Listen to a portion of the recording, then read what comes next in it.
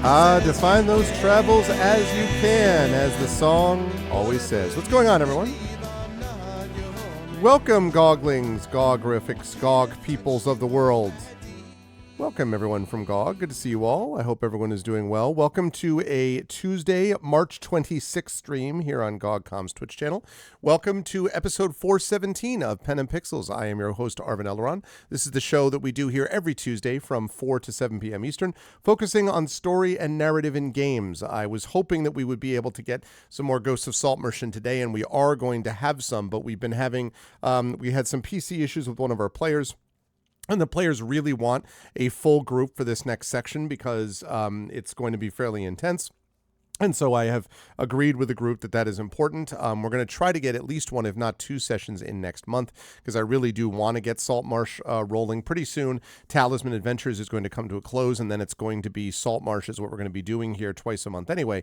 But I'd like to get that started sooner rather than later. ArvCon is coming up in a couple of months, and that will be another extra session, hopefully, of one or both of those campaigns. So we will see. But in any case, it means that tonight we will not have any Ghosts of Saltmarsh today. And instead, we are going to continue playing the very cool Sovereign Syndicate. And so we're going to continue on with that longer than I had expected. We've had a few sessions of this in a row, but it's cool. Don't get me wrong.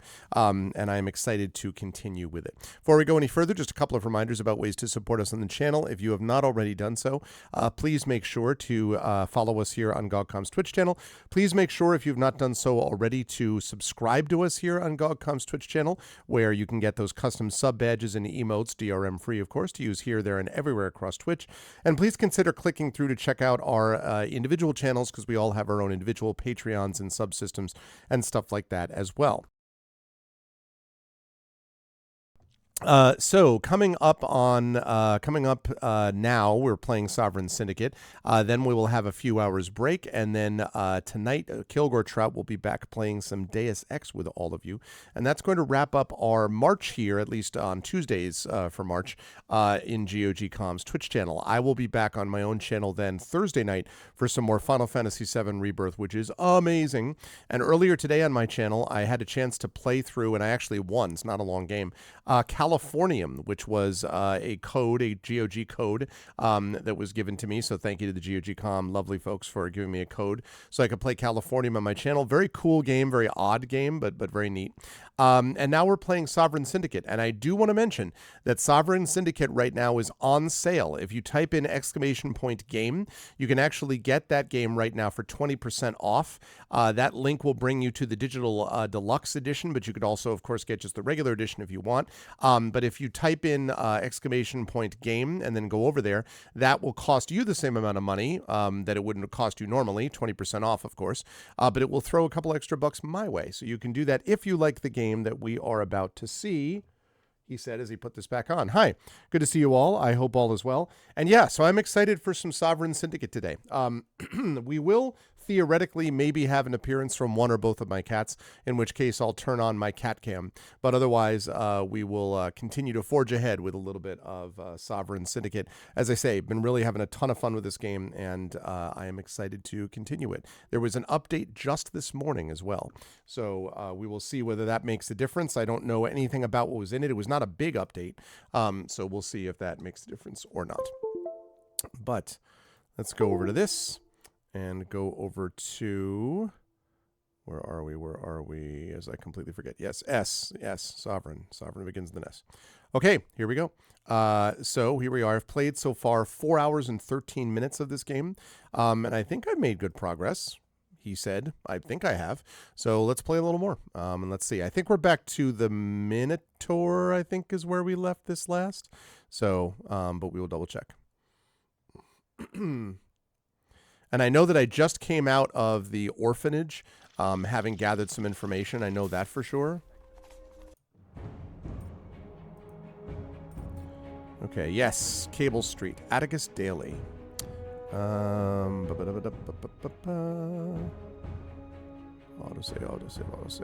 I think it's this, yes. Okay. Fixed a game crash when Windows system language is set to Turkish. Fortunate, because I was going to be spending a lot of time today talking Turkish one way or the other.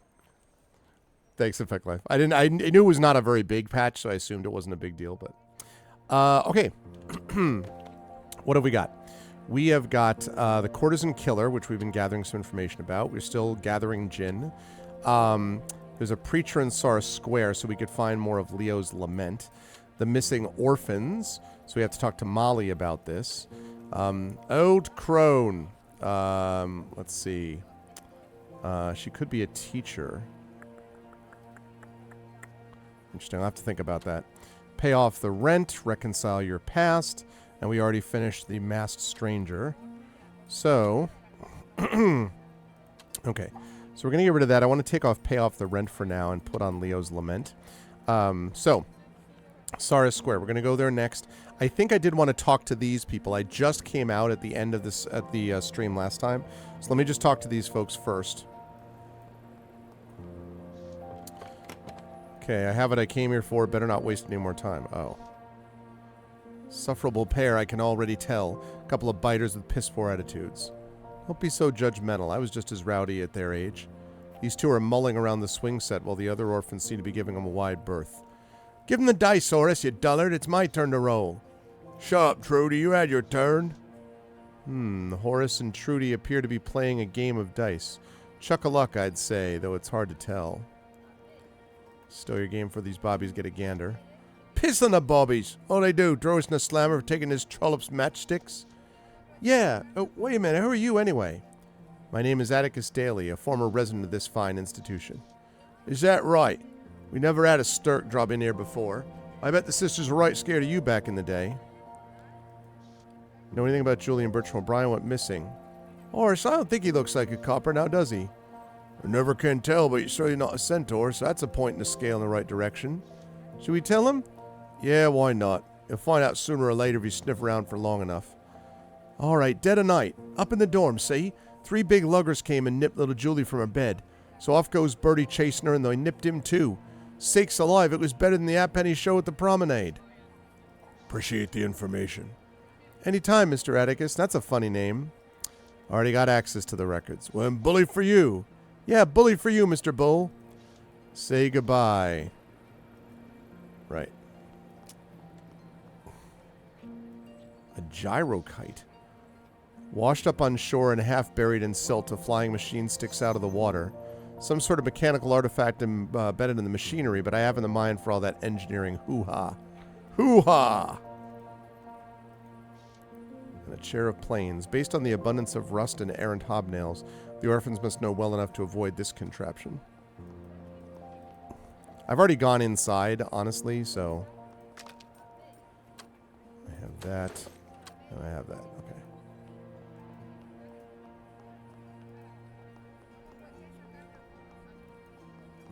Leo's memorial. I'm going to figure out what happened to you, Leo. Unmarked grave. This child's soul had long departed by the time they were buried. There was no sense in christening them. Few things are as frightening as having nothing to be remembered by. Perhaps a vagrant wandered into the graveyard and died. If it were an orphan, they would have at least recorded a name. Here lies some wastrel. Probably had no parents, but at least he was old enough that we didn't have to house him. Okay, let's see. This time she chose the topics of dying and being forgotten. Terribly cheerful. And there's a lot going on with that crone. A headstone sits quietly in the mossy earth. This woman was kind to me, no matter the dark thickets of trouble I wandered into. Overtaken by a chill in the air. What is that weird shimmering? 92% success. Sister Eloise Lamel. She helped me listen to a deeper heartbeat, one born out of ether, possessed with the gift of magic. I might be able to bring Eloise closer to this world, if only for a few moments. Self-discipline, 94%. Okay. There, I've done it. But her speech is rather faint, no louder than the rustling of branches overhead. Uniquely poised to deal with the troubles befalling the unfortunates of the Docklands. For a flickering instant, I saw her face. Not just the orphans, but the crowded poor of the tenements beset by illness, and the midnight streetwalkers so easily snatched up for a dissection that a young doctor might make his qualifications. The wagons rattle through the slums by night, and under the soiled sheets, stiff, suffering forms with no family to claim them. Easy prey cut to pieces in the name of healing generations yet unborn. Oh yes, that was her all right, and the blasted crone. But the voice was cold and distant, the words garbled. I can't make sense of this anymore. It's nothing but my imagination now. Eloise is gone, if indeed she was ever here. Okay, did I just complete the old crone? I think she's compassionate. No, not yet. Man, there's a lot about this old crone. Okay. Judging by the engraved record, this old block houses a family of 4. Must have been the lord of the land and his family. They all died in the same year, a not uncommon occurrence in those times thanks to the plague. The land was no doubt donated afterward to Sacred Heart. But what's this? A silver cufflink with a Royal Navy insignia and the initials GF. Better to leave it here, though it wouldn't be the first time I nicked something from Sacred Heart. I'm going to take it with me. Too shiny to leave. I suppose I could find the rightful owner later. Yeah, I'm not going to... GF.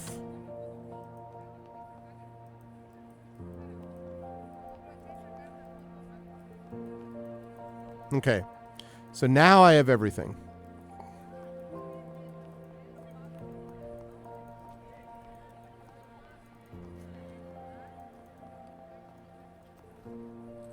Uh-oh. What?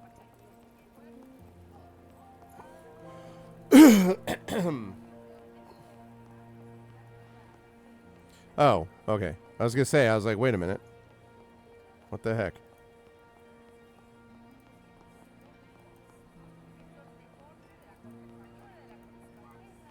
Okay. So, let's go to... Oh, I can fast travel automatically? Okay, Sars Square. We're going to go there first.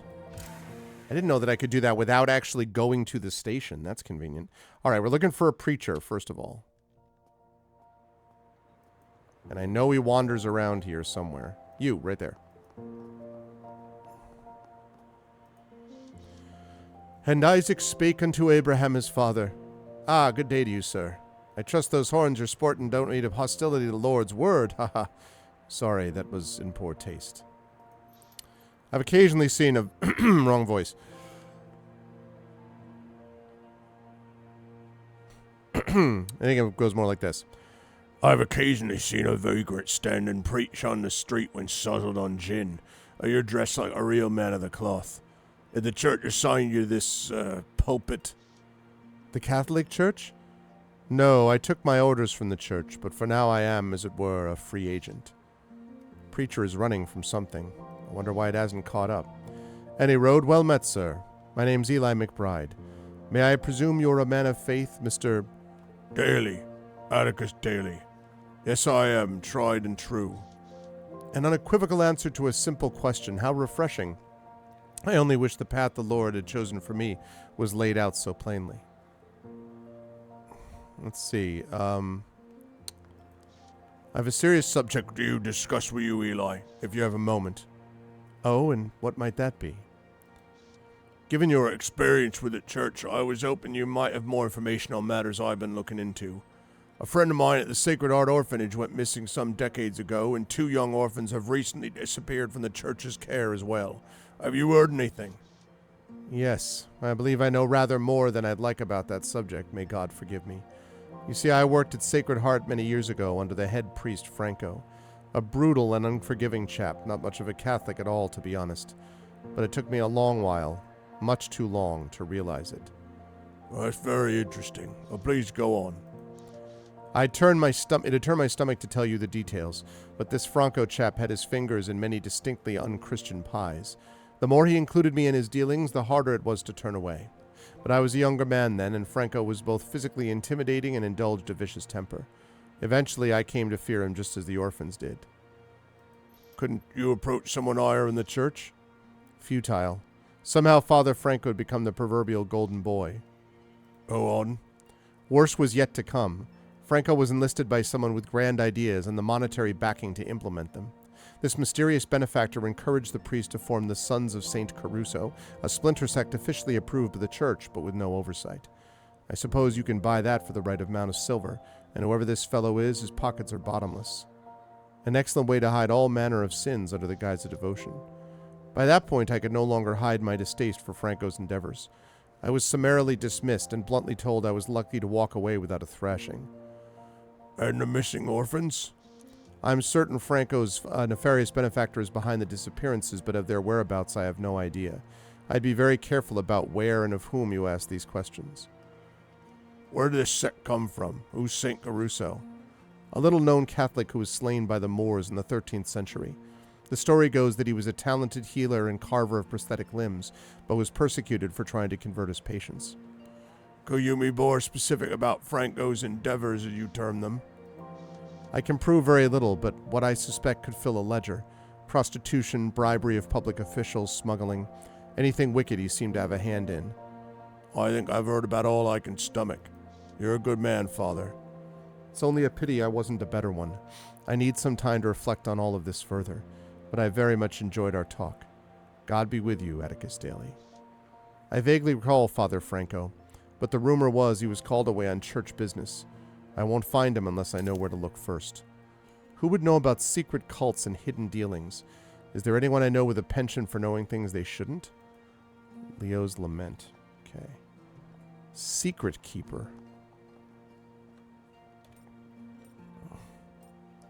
And then there's Molly. I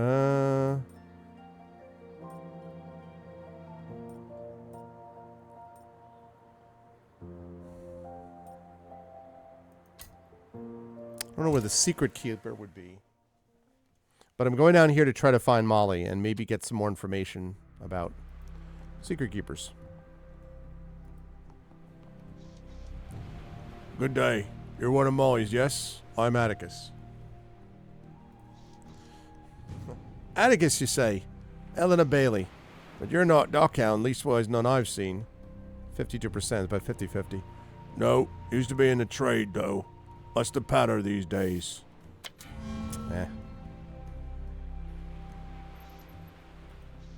Her gaze immediately becomes guarded. Omar Bailey never raised any tongue waggers. Get on, you.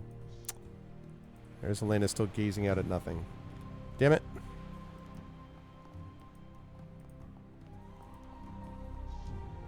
No place for a bird to make a home. It's been ransacked. Rumor has it that many an automaton pigeon goes rogue nowadays, attacking anything it senses as a threat. Even the birds must fight for space in this mad city. Whoops. Beyond tying up large vessels, I haven't the dimmest idea what anyone would bother with such a cumbersome coil of rope. Hello, sir. Agarol, Timothy, Fisherman. Pleased to make your acquaintance. Timothy, Mr. Fisherman, sir. I'm Atticus Daly. Oh, I like that. What can I do for you this fine day, Mr. Daly? You enjoy your trade? I am an old East India Company man, sir, and have plied the waters between here and the subcontinent more times than some men have walked to the corner pub. But to answer your question, I am in love with the sea. Is that a chainmail vest you're wearing? It is. I always wear it when I'm ashore, and I never worry about the man with a knife. Aboard ship is a different matter, of course. Take a swim in one of these, and it'll be your last. Your English is quite good, but I still detect the end of an accent, something I cannot place. I am a Lascar, sir, though I have long since adopted England for my home. I came up on the RMS Victory in the Merchant Marine, and when I got my own vessel and settled for good on these shores, I even married an Irishwoman. Much to my parents' disappointment, but that's another tale. Well, it was good to meet you. Perhaps our paths will cross again. Ay, Dios mío, those are impressive horns. I have heard the Minotaurs have quite the appetite, but something tells me you are not here to purchase a fish. Indeed, the stink may have put me off food for good. Per name, I am Felipe Serrano. Enchanted to meet you. And what is your name, senor? Atticus Daly, a man of many interests, including fishes of the ocean. Que bien, Senor Daly. How is it I can help you? I'm seeking information about a crime, and the wharf seemed like a decent place to ask around. What you know about the courtesans going missing? More has still gone missing. Oh, this is most troubling. But if you're not buying, I must ask you to be on your way, senor. Your very broad shoulders are screening my wares from potential customers. Come on, man. You can tell me. If you know something about this business, I insist you tell me. Your name shan't be connected to it, you have my word. Ay, Dios mío. This is exactly the kind of trouble a visit to your fine country does not need. Very well, I will tell you. Let's hear it. I know there is a killer stalking the streets, and I fear for the girls. Though there is one señorita I fear for most of all. Interesting. Perhaps even a lead on the courtesan killer. My heart is full to bursting. Mi querida, mi vida. When we kissed last night, I walked on air. Perhaps not. Tell me, senor, do you think love can come from such a thing? Last night she would not take my coin. She pressed it back in the palm and kissed me. She told me how she cared. His eyes are glassy, his gaze directionless. The man is off in his own world. It's the sign I have been waiting for. Tonight I will go to her, and the two of us will leave this city hand in hand. Listen to me, Felipe. I've been down that path myself, and it does not end well. Venga ya! What nonsense this is! I do not know what battles you have fought in love's great war, but you could never compare your story to my own. Mi carino Ariana and I. Ariana? Ariana Luttrell? Si. You know of her? Your taste in company may be sharper than I gave you credit for, my friend. At least he does not seem to hold her profession against her. Okay. This man's tale is not simply like my own, it is my own. Ariana and I were together once years ago. Not as punter and dolly, but as a pair of lovers. Though our affection bloomed in the halls of the rose, just as this man's has. We're acquainted, yes. And you know that her beauty, her heart is beyond compare. I know it, she's a good woman. I only caution you against rushing something that ought to be given the time to ripen on the vine. Do as you please, Felipe, but let it be your choice as well. Perhaps you are right. I would not want to force her hand. I will not go to her tonight. Better give our trembling hearts some time to think. I know that when our love cools, it will be as strong as iron. Perhaps it will. I wish you the best. Thank you for the advice, senor. All right, so it's Ariana. That's helpful. The steam ferry departs from here, taking those who can afford a ticket or those who can sneak on board up and down the Thames. See, this is interesting because I started that quest using, what's her name? The woman whose name totally slipped my mind now. No, I don't remember. But anyway, her. And now I have some information about her, about the person, that quest that she had begun.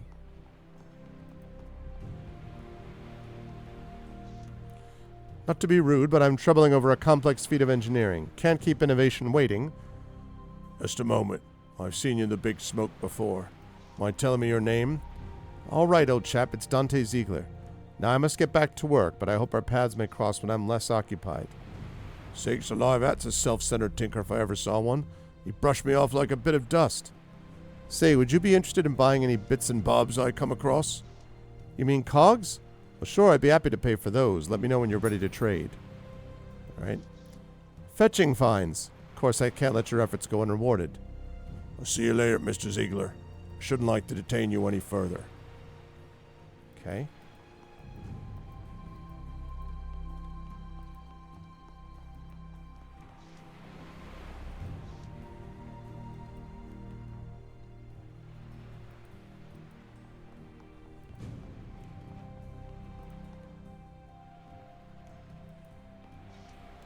Boilerplate reads Arsenal Engines Warehouse. Ah, so that's where the bounties of industrial progress are being stored. Okay. So now I want to go back up, check out that other road, and then I don't know where to go find Molly, actually. I feel like she's not the only one. Ooh, except I can maybe go in the tavern. Hello there, chappie. My name's Glenn Forrester, Lieutenant in Her Majesty's Royal Navy. You're a Minotaur, if I'm not mistaken. Atticus Daly, and yes, I'm a Minotaur. What about it? Well, of course you're a Minotaur. Well, sorry if I sound daft, but I'm a collector, you see, of stories. I've encountered many wondrous creatures in my travels around the Aegean, sultry sirens, terrifying krakens, and countless others once thought to exist only in myth. Much like the noble Minotaur. Noble's the right word, I'd say. What about these other creatures? As I mentioned, I'm an officer in the Royal Navy and not given to spinning wild yarns, as are some of my seagoing brethren. I've witnessed miracles at the Temple of Zeus and have myself spoken with the mermaid of Thessaloniki. All right, I accept your bona fides. What is it you want to tell me? This encounter took place upon Thrinacia, a rocky little island to the southwest of Sicily. I was the officer in charge of a team of 7 sent ashore to replenish our fresh water. The land was more barren than we'd hoped, and it was many hours before we found a stream high in the hills. Like finding your next fix on a bender, ha! There we were ambushed by a Cyclops, but this was more like the monster who terrorized Odysseus than London's Cyclops tradesmen and scientists and what have you. This creature was wild, animalistic, and a meter taller than any I had seen before. Can't judge a person off their stature, but still that sort of height does tend to demand respect. It jumped down from a high ledge, and luckily it was focused on us and not our stack of water casks upon which it broke a leg. It was little trouble to vanquish the beast then.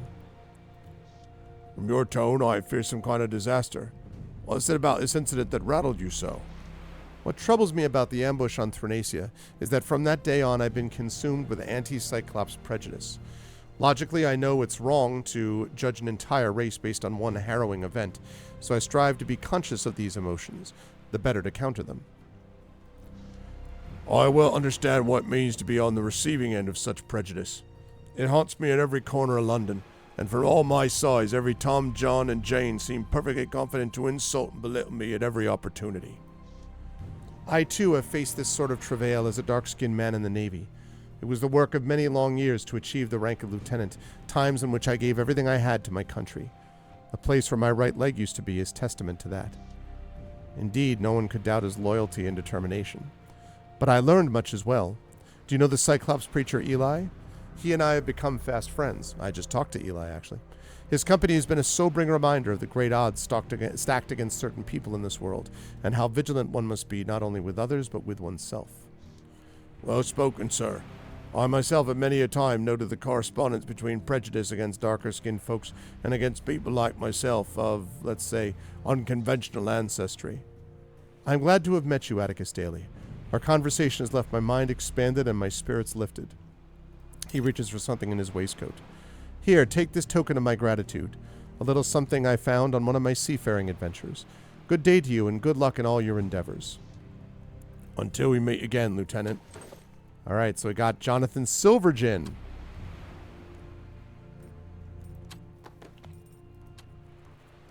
I got a bunch of gins so far.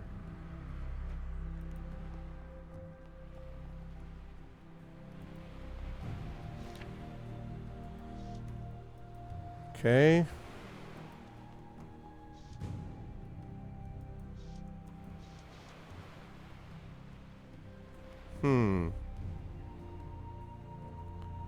About his cast. I see you're wearing a cast. What happened to your arm? I got clipped by a steam gurney not 2 blocks from here. Suppose I should be grateful, though. A dandy what hit me took me to a real doctor to get me arm fixed up. I'm sorry to hear that, but I'm glad you got the medical assistance you needed. That old toff paid for everything.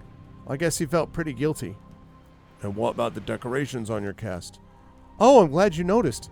A lady named Tessia Lincoln painted up for me. She's over in Sora Square. 2 orphans disappeared from Sacred Heart. You know anything about it? Sad to say I do. I know Bertie and Julie personally. I heard they'd run away from Sacred Heart. In fact, I talked to them a few weeks back. They're pretty cagey about the orphanage, though. Wouldn't say what their gripe was. Easy to get cagey when you're in a cage. If I was a betting man, I'd say they had their organs harvested. With all this technology getting better and better, you can get just about anything swapped out. Like to see the lab where they do that kind of work. You've no doubt heard about the lady escorts who've recently been murdered. Any idea who might be behind it? Oh, sure. It's got to be a werewolf, sir. Bloodthirsty beasts they are when the moon is bright. But then again, the moon wasn't full in the days they went missing. You should talk to the harpy what runs the place. She's always after them girls like a dog on a rabbit. 1 copy of whatever you're peddling, please. And then again, a woman of ill repute met a grisly demise, just days from the full moon. Yeah, this is the whole werewolves did it thing. East End's getting more dangerous by the day. You're rather short for a Cyclops. And you're awful stinky for a Minotaur. Oh wait, that's to be expected. Your lot stinks like a bar in an August heat. If you were a bit older, I'd give him a right thrashing. No call to get shirty. Sod off, why don't you? Look, kid, I meant nothing by it. Perhaps we can conduct business as usual? Suppose I do have papers to sell, even if you're just going to soil them. You heard anything particularly scandalous of late? Okay, listen close, my friend. This isn't the kind of thing you blurt out in mixed company. The Queen is involved in the drug trade. The Queen, you say? But how could she be involved? Well, it's Her Majesty that's behind the whole thing, that's all. She personally directs the opium traffic coming into the London docks. Her Majesty's the real mastermind of the dock gowns, and she herself counts the take from all of London's drug dens every Sunday morning, while a double takes her place at church. What's this country coming to when even the Queen's on the take? You mark my words, the whole empire fall any day now. I appreciated the chat, but I got places to be. Ah, well, get on with you then.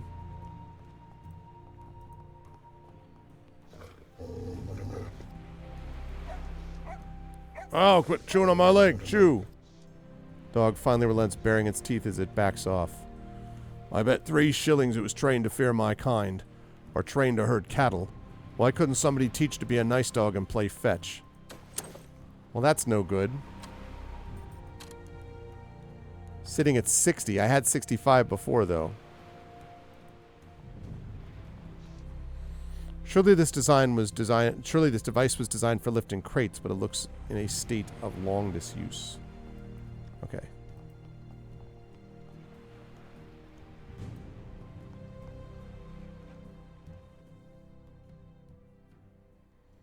Time to go inside the tavern.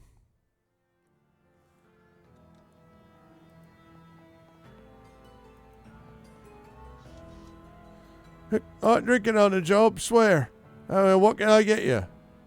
We've all been there, you know. Well, where exactly? You know, sozzled. We should be doing our job instead. Fates know I've been guilty of it myself. Whether back in my thuggish past, hanging out beatdowns on behalf of the hounds, or performing street magic. Well, that's a relief. Won't be needing a drink just now. Thanks anyway.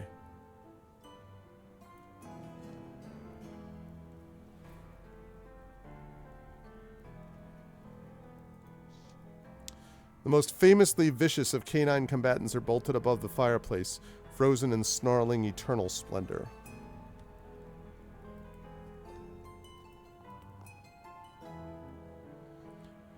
Jemmy Betteredge. Daily? Betteredge. Jemmy Betteredge isn't the type to banter with others. Best find a topic he deems worthy of discussion.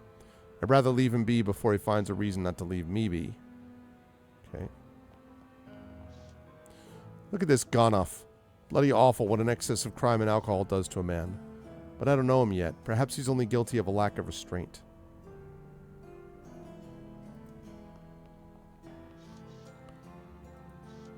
Hey there, boy. Simmer down.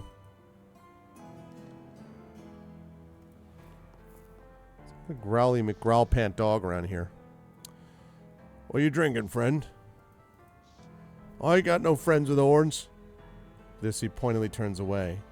Bigoted bugger.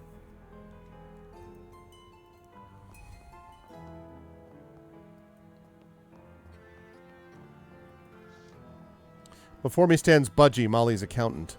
Looks more like a jailbird than a cog in the Dockhound's machine, or maybe the booth gives that impression.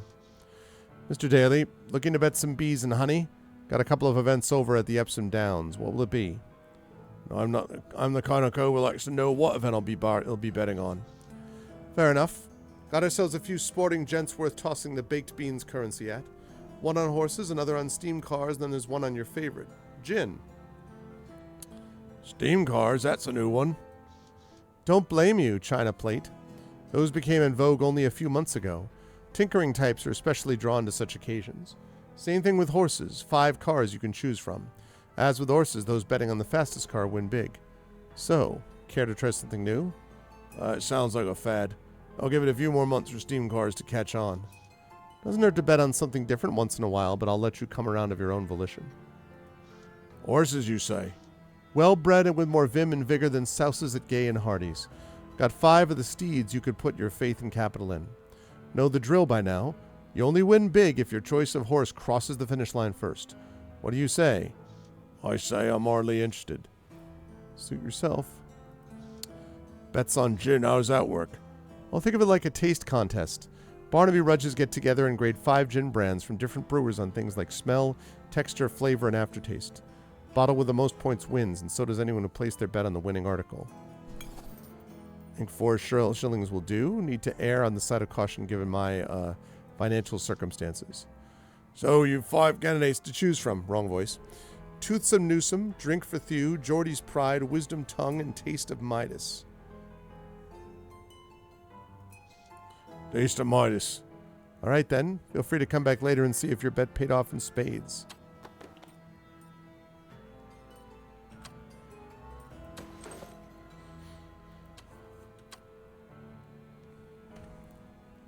Okay.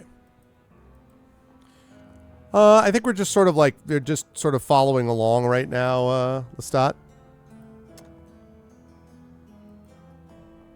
I'm just trying to gather some info.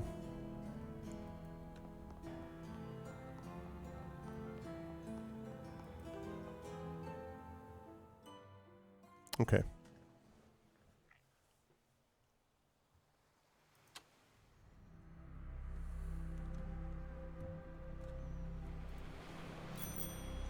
Newfangled mode of self-propelled transportation. Contraptions are a nuisance. It's flaky with rust, must have sat here a long while. Despite its disrepair, a younger me would have surely stolen this conveyance and hawked it for a fix. Okay.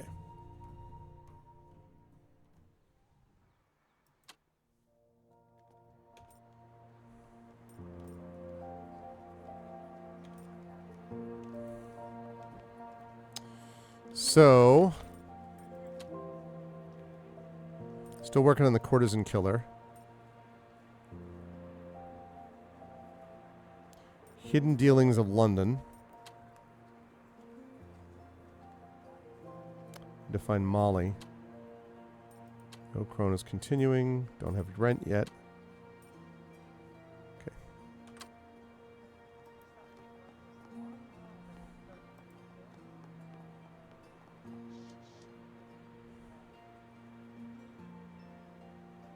Okay. Lightning bolt fracture runs down this obviously remarkably clean window. On the ground beneath the window is a mess of gears and feathers. Looks like an automated carrier pigeon crashed here. 1 minute you're flying free, the next you're bits and pieces in some dank alleyway. -5 hope. Can't imagine how I'd apply this metaphor to my own experiences. I wonder if I've seen that before. I may have.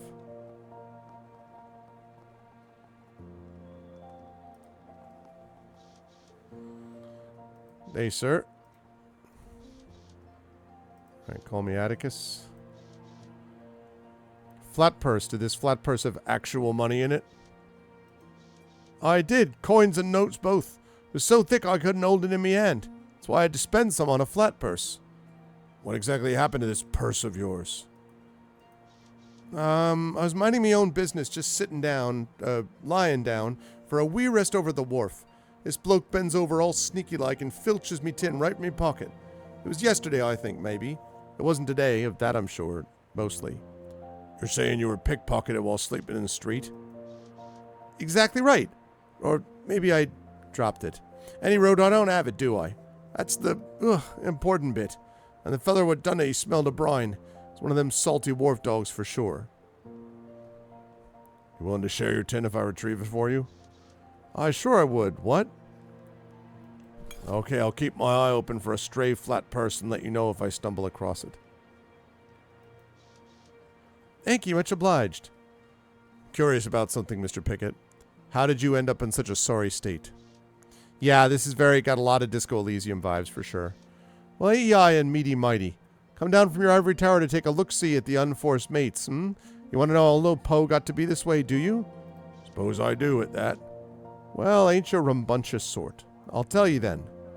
He brushes back the filthy hair from his forehead to reveal a jagged white line.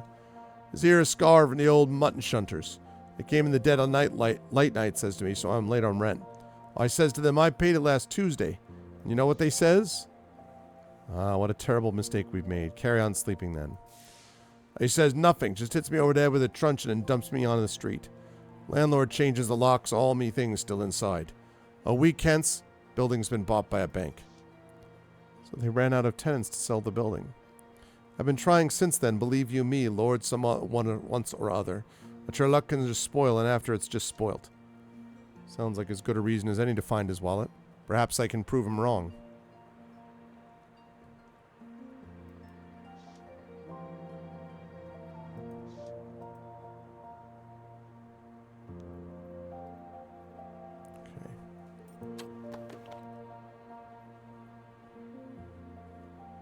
Alright, Babcock, we got the missing orphans. Still looking for Molly. Or the Secret Keeper.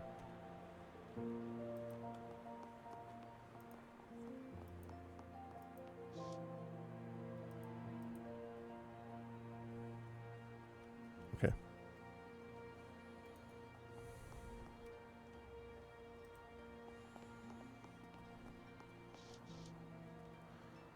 Can I assume you're the Gavin Dawson mentioned in the signage? Should have been different. Well, ain't you a bright one, especially for a bullman? Don't fash yourself. We got all the beef we need at the moment. That was completely uncalled for. Well, it was good to see you, but I better be on my way. Ah, you do that. Wow, man.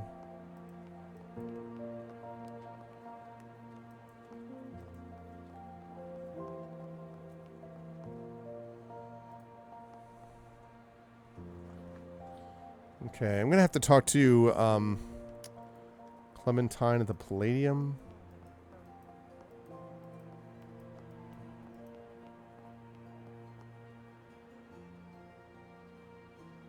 Okay.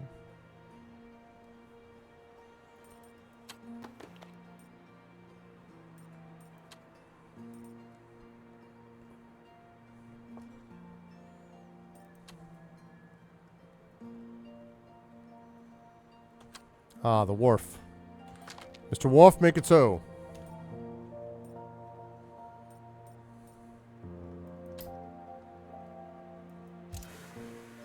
Okay. I'll be right back in just a sec, chat. Bear with me. Be right back.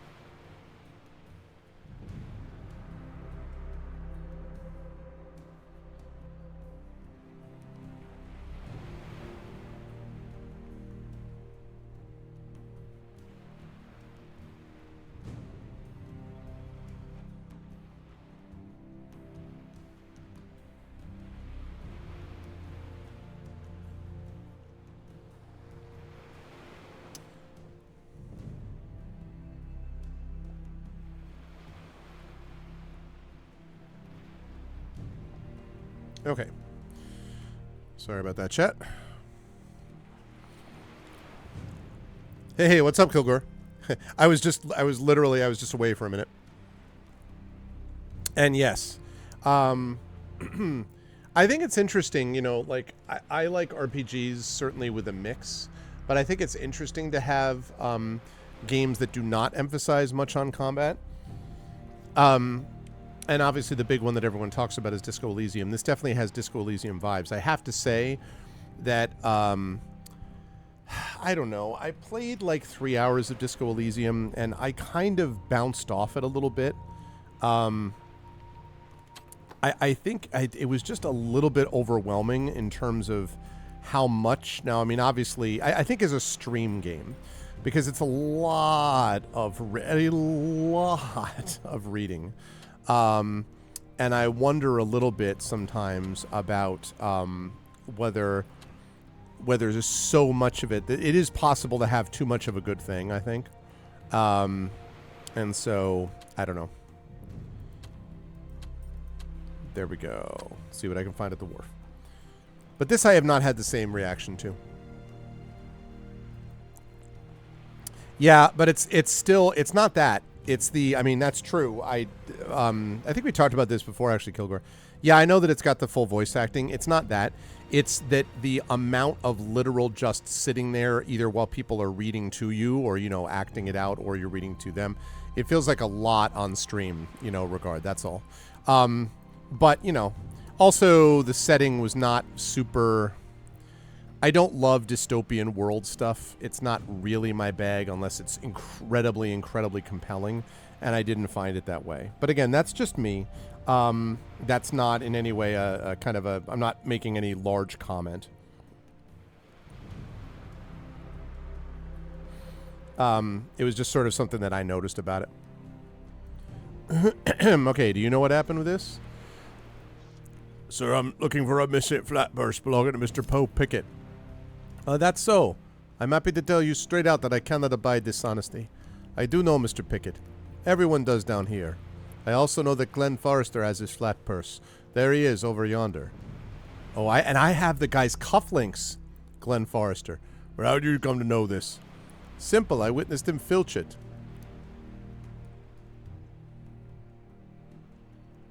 Oh, yeah.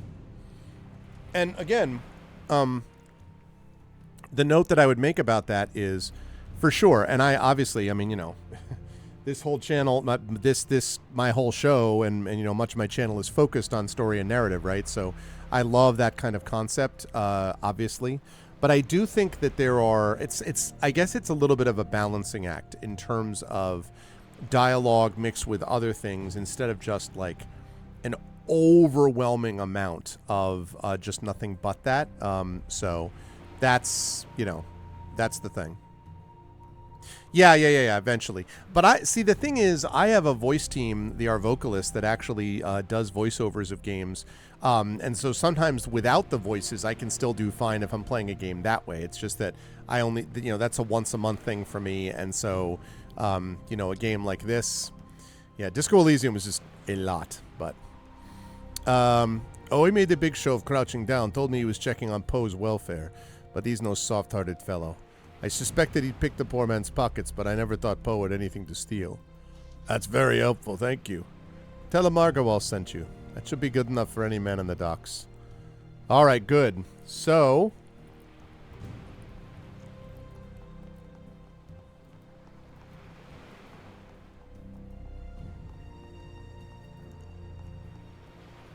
Glenn Forrester, the naval guy? Salutations, Mr. Daly. How can I be of service? Well, that Agarwal fellow told me you picked a flat purse off a poor drunk lying in the street. The hell I did. You don't know anything. You don't want word getting around that you're a low-down thief, do you? Give up the flat purse and this will go no further. Here, I don't want the bloody thing. I found it on the cobbles. Had no idea it belonged to Pickett. That's a bit more honest. Thank you, Lieutenant. Wow, and he freaking denied it, too.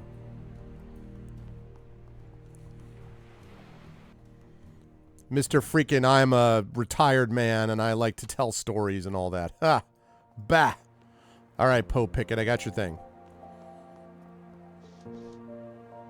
Mr. Pickett, I have your flatburs. Well, how about that? I don't know who you are, stranger, but you're a real Christian, you is. Thank you kindly. Don't worry about having to reward me money. You need it more than I do. Achievement unlocked. Complete the task Poe's wallet. Oh, Atticus, good health to you. Okay.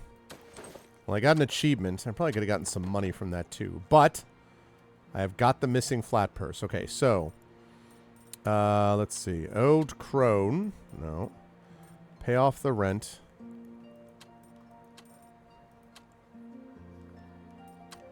How much money do I have right now, actually? I have 7 shillings. I probably owe her more than that, don't I? Okay. Right, so I have to find Molly, and that's going to be a problem because... Wait, don't I have...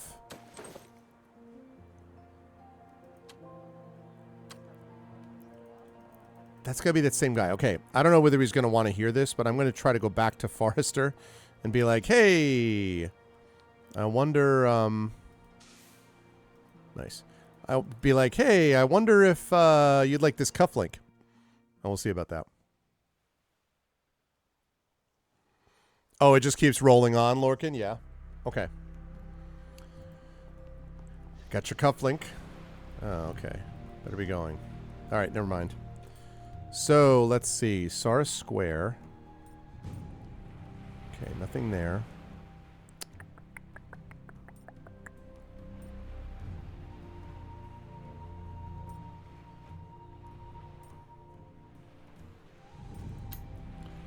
Let's go there. Okay, Beggar's Lane.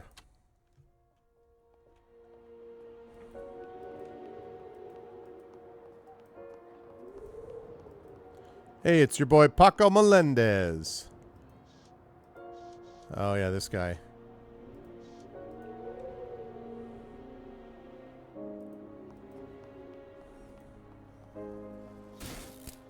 Still feel the strain in my eyes from staring at such blinding light in the nighttime. Okay, Palladium.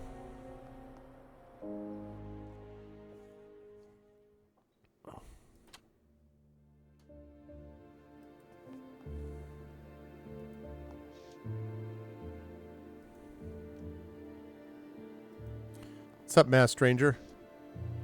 So, have you done the needful? By the fates, this feels like a phantom. That's right, at least I think so. Good. Matilda's name confirmed, we can all of us proceed. Theseus' corpse, what does he mean by all of us? Hope he's gone already, blast.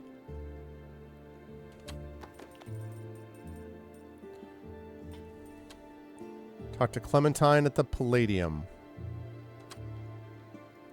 Alright, let's talk to Clementine. Hey, what's up, Clementine? Well, what a mate with a pair of horns on top. It must be old Master Daly. I heard about a gin call my name and came to see what the trouble was.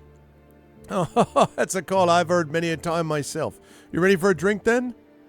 What I really need is to find out if she still has a connection at Bethnal House. That's the pressing matter. Careful now. Whenever old Clem and I board this train, we always ride to the end of the line. If there's any more business to attend to, I'd best take care of that first. How's Ariana these days? Oh, I bet she's fine. To be frank, I haven't seen much of her lately. Still pining after lost love? I wouldn't put it that way, but I have to admit she does cross my mind now and again. Well, I got the medicine you need behind the bar. Surefire fix for a tender heart, I promise. Drink sounds like just a ticket. Remind me what you got? All right, you dandy, here's your ruddy choices. And don't forget our special offer tonight. Complimentary chips for gaming tables with your third drink. Pour me a gin twist. Look at the boy's eyes, like 2 nails chasing a magnet. Here, down this and get your head out the clouds.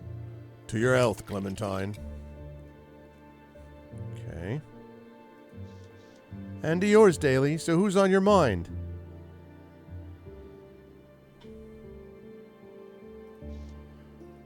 Seems Sacred Heart's mislaid a couple of small orphan children, a Bertram and a Julie.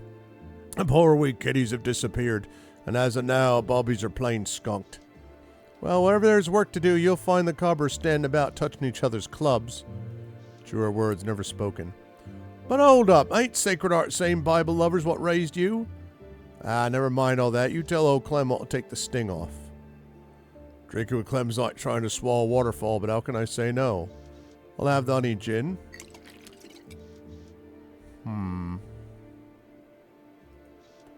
Apparently some ladies of the night have gone missing and foul plays indicated.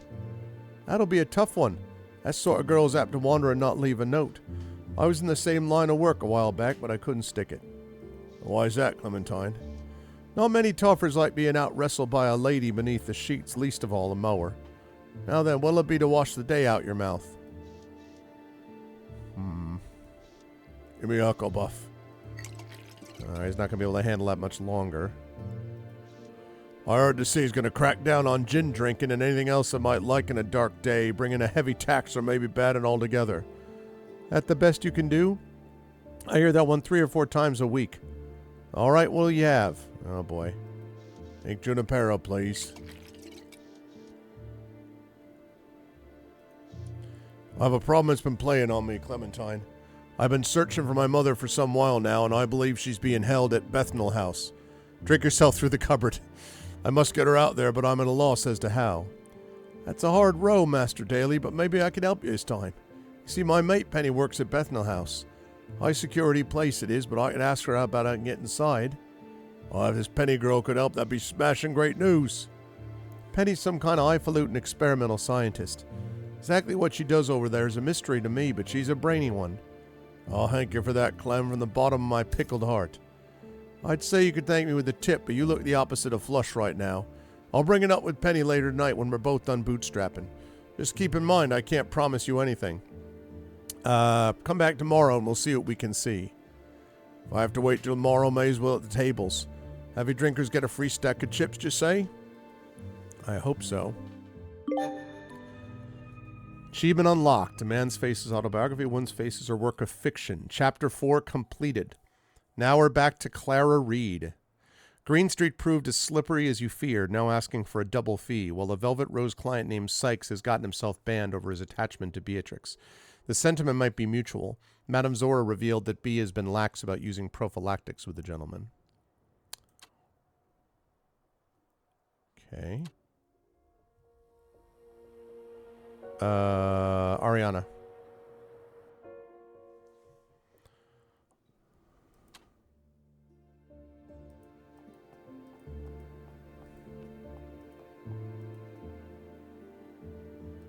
The hell is Calvin?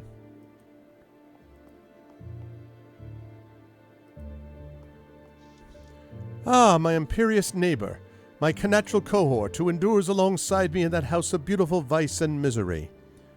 I knew you long before either of us took up in the bell jar, Calvin dear.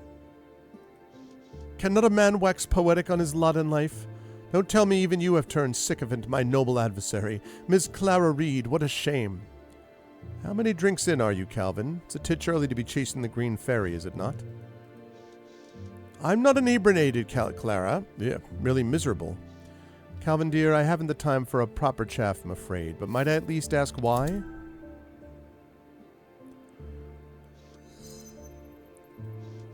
It's those disreputable misers that make their homes round St. Paul's. Publishing woes? Indeed. Am I truly destined to confine myself to the affront of a pseudonym? With a name like Quill, you'd think he wouldn't have to.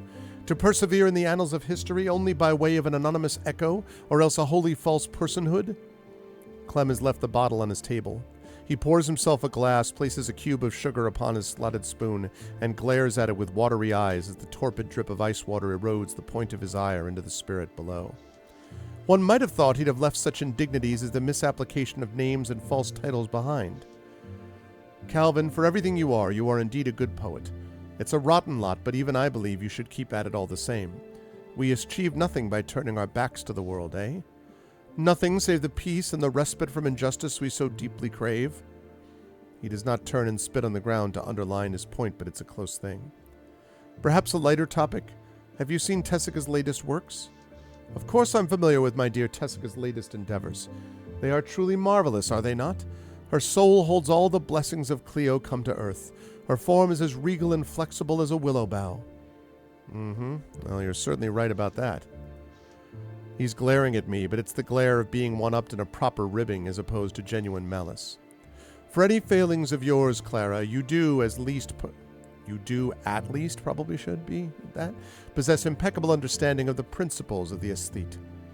Perhaps it does say something about me that I can earn such compliments from you of all people, Calvin. I suppose you did manage to distract me for some short while, Ms. Reed. Seems some thanks are in order. Any time, Calvin dear. All right. I'm looking for Ariana, which means I gotta go to the Velvet Rose.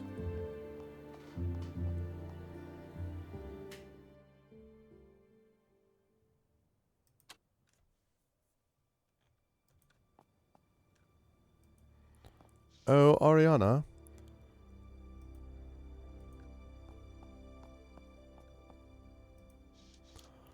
What's a buxom lady like yourself? Oh, Clara, my duck, it's you. Indeed it is. Were you about earlier? Madame Zora's right steamed today on account of Mr. Sykes. I saw. House rules are important, of course, but her outburst, thank you so much for the follow, welcome to Jujicom, seemed a titch harsh. In the past, she's warned the clients prior to a proper ban. Shame about old Sykes. I've had him a few times. He seemed nice enough. Beatrix says much the same. Aye. He's a right softy, apparently, if you treat him right. I suppose Sykes will be back before long. It was nice chatting, Lou. Well, back to work with us, then. Love a good chinwag me, but it doesn't put coin in my pocket. Be seeing you, Clara.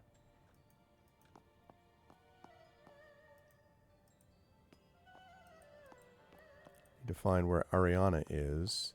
I thought she might be here, but I guess she's not working there anymore?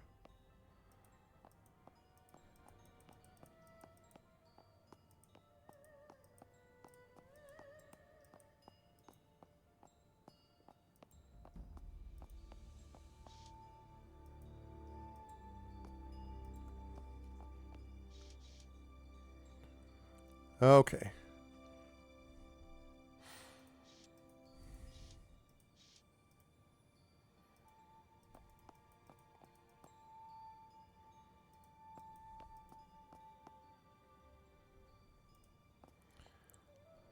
I shall find it momentarily.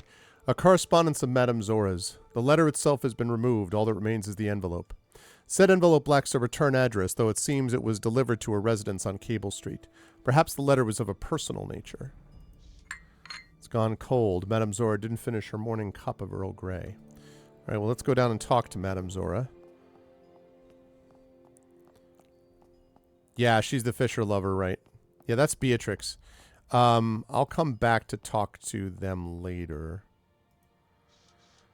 Clara, have you delivered Beatrix's pills? Not just yet. Oh, that's right. Hurry up with it then. I'd deeply like to forget this unpleasantness. That's right. I forgot that's what I was supposed to be doing next.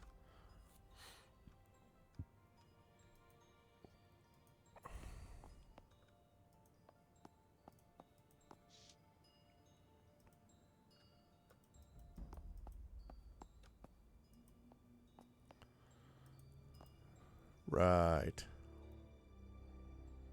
Okay.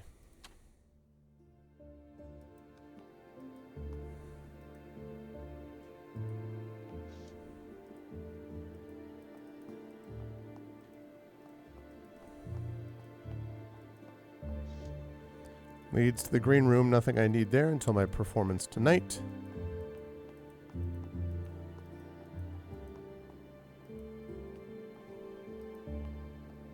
I already checked this out. Oh. That's right. I could have gotten a pound note. Ah, man. I thought I had already gotten that. I realized Atticus wouldn't have cared. Atticus would have been like, give me the pound note. And then he could have paid the rent. I wasn't thinking. Oh, well. Okay. So...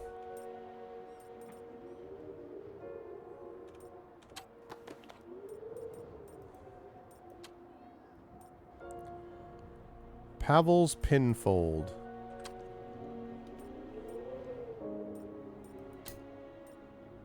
All right, let's pick that up.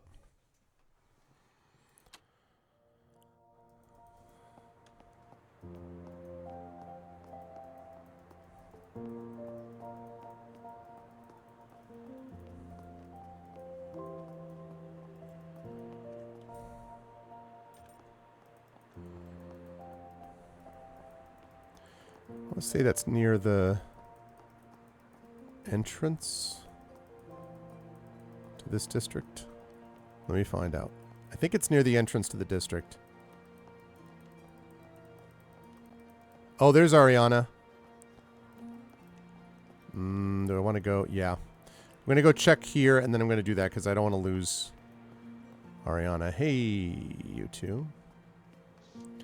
Ariana Luttrell, formerly a textile mill girl turned worker of the Velvet Rose after the Silkfest factory burned down. Our work often knocks the naivete from most, but Aria always seems to have it in spades. Please don't take me in. You don't even have to give me my money back. I'll leave, I swear it. And you do admit to engaging in prostitution? That's quite the... What is my best skill? Yeah, that's what I thought. It's quite the leap in reason, officer. This is police business. Now move along. I shan't repeat myself. Ah, Officer Peter Kipling. Blue banders are never friends to dollies, and yet by hush they come under the Rose's roof all the same. Peter's usually no different, though it appears today's ire has made a change of that. You're interfering in the confession of a crime. And trust me, madam, I'm well aware you're adjacent to said crime as well. Is there any basis to this Don't threaten what you can't afford, Kipling. Clara! Suggest you take heed of your fellow lady of the night, ma'am. It's hardly in good grace to accuse an upstanding woman of such things. Did you see her engaging in the solicitous act itself? Yeah, I got the protective trait. Nice. It's by the way of closed doors and drawn curtains that Madame Zora can call the Velvet Rose a female boarding house, and the handsome sums traded to the right hands. While there's been a push to add stipulations, the law is primarily meant to entangle streetwalkers, something I warned Ariana to avoid unless she absolutely had to. You want evidence? I have the evidence right here. Kipling points at the ruffled dirt at Ariana's feet. I whispered her scrub out the harlot's mark she drew, right as I was walking over. I was wiping the muck off my boots. That mark, coupled with the amount of money I took off her, is all the proof I need to see she's selling herself. A confession's not more than a courtesy. She would have gotten off with a lighter sentence had you not interrupted it. Arya and I lock eyes. I hope she won't have to take the brunt from me for aggravating him so. His story is plausible enough to trump both our words, not that much was needed in the first place. Tact Protective says something that'll get Ariana off the hook. Ariana can explain the capital officer.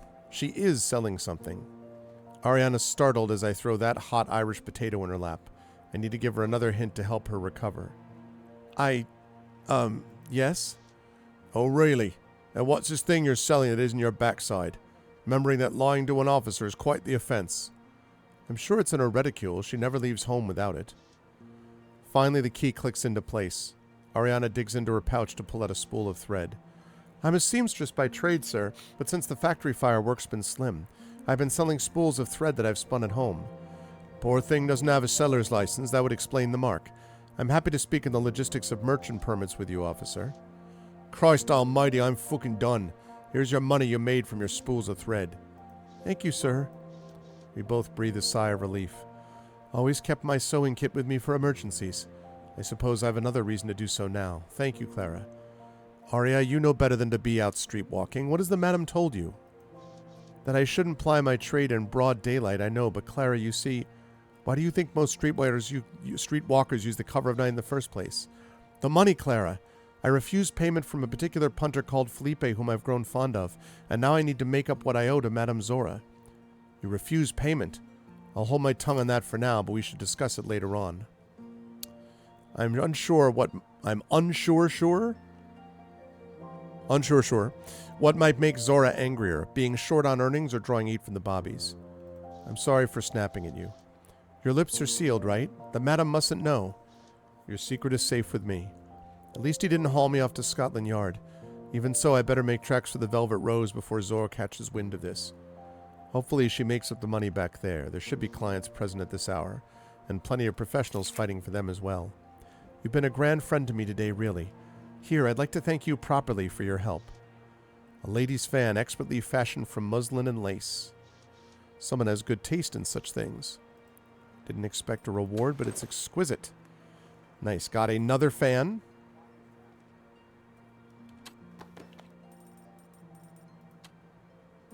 Okay. So now I can go back and deal with the Fisherman's Bride, which I should probably do now. before... well, no, actually, no. I take that back. I'm going to go deal with the pinfold thing and get that stuff, and then I'm going to go to the Fisherman's Bride. Pavel's pinfold. I thought it was here.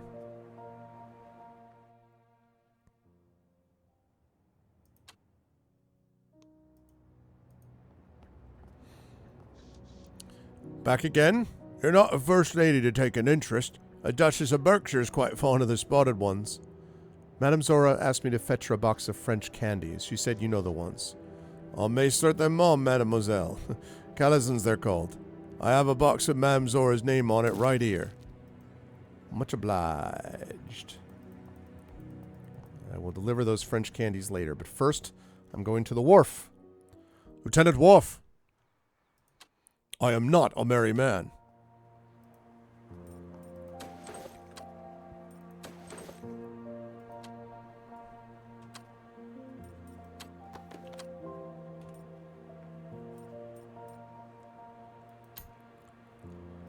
Okay. Now I'm going to be like, yo, Felipe. I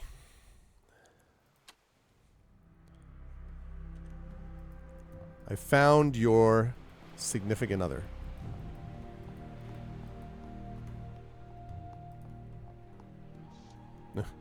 Sorry, I've got the customers, Clara. He's rather wrapped up in his business today. I'll see about this groupie here, perhaps a sunfish. Got from the channel and delivered by steamboat just this morning. Are you kidding me? Tell the family to get bent. I got more information about a quest. Darn it.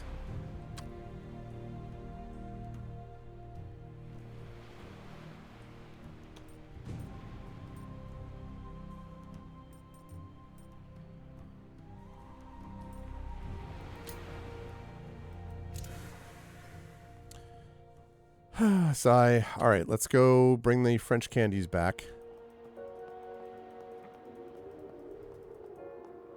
Because the whole thing was once you get the pills, then they were just like all bets are off, everything, all hell breaks loose, etc., etc. I'm delivering the sweets now. That's literally what I'm going to do, Lorcan. Yeah. Before I go and get the medicine, the pills.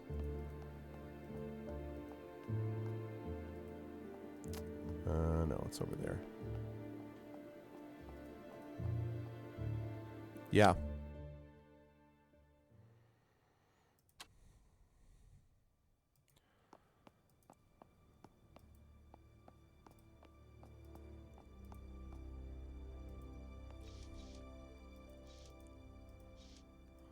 Oh.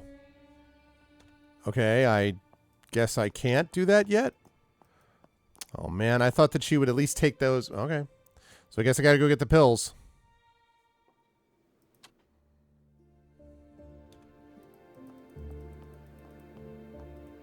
Anything to say, Clementine? I think I already heard about this.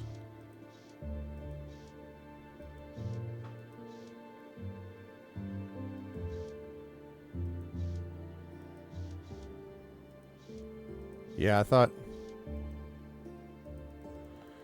Alright, let's go get the medications.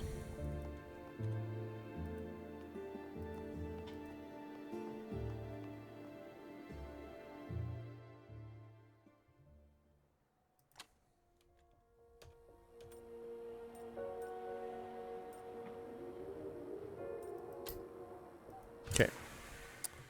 Apothecary.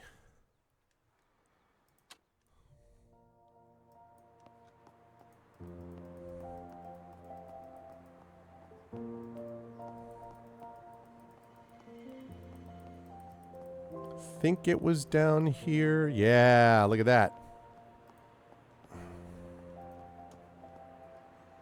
Thought it was down there.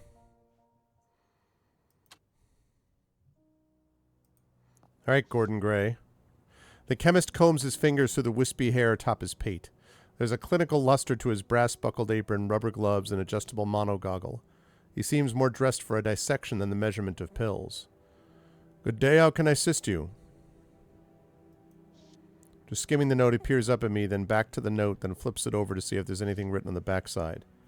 Whatever silent conversation this man is having with himself, it would be nice to be included. I need to grab a couple of things from the back along with this. Be just a moment. From the other room, there's a sound of careful rummaging as if he's trying to make as little noise as possible. 2 minutes gone by. He's taking his time back there. Is he speaking to himself? If he has a police telegraph lurking in the back room, he might be peaching on me. Though advertisements for such concoctions are abundant, these pills are not technically above board. It wouldn't do for some choleric copper to get it in their head to pay Madame Zora a visit.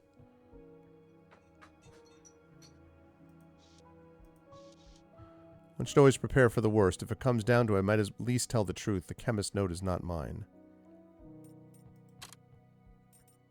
Thought so. Beatrice may be abrasive, but I wouldn't send a fellow dolly into the Bobby's line of fire. I'll work something out with the officer should it come to that. Time to face the music. I can hear his imminent return. I apologize for the long wait. It appears I'm low on stock and out of twine. I suppose a substitute will suffice. He sets down a container of silk sutures. I thought about doing that, but I didn't want to get caught and go through a whole bunch of other stuff with him, so... Wrapping paper in the bottle itself. The label reads Saxon's English Female Pills. He wraps up the medicine with compulsive precision, using the magnifier on his monogoggle to make sure the corners are folded ever so neatly. It's quite all right. In truth, I should be the one apologizing. For assuming you were splitting me over the pills and how I might have considered pinching half your shop in retaliation. It's nothing. He retrieves some shears from his apron's pocket and cuts 2 parallel lines of silk thread. I see now why he took so long trying to find his twine, that this is his last resort, though silk sutures seem a bit out of place compared to an apothecary's usual remedial wares. There we are, though I'm sure my bow tie could use some work. I tried to make it look as innocuous as possible, like a candy gift package. I wasn't expecting the local chemist to be so tactful with a lady's discretion. You have my deepest gratitude. It's not part of my job to pass judgment on my customers. Wish more would say the same. Besides, this is the best obstacle I can provide if you get heckled by a bobby. I know of you quite well, Miss Reed, but I won't tell anyone you paid a visit. I wager there's a market for a woman's unmentionables, and it's good that he's looking out for his customers. Mr. Gray opens his mouth to speak again, but is interrupted by a voice outside the shop. And I heard the angel of the waters say, Thou art righteous, O Lord, which art and wast and shalt be, because thou hast judged thus.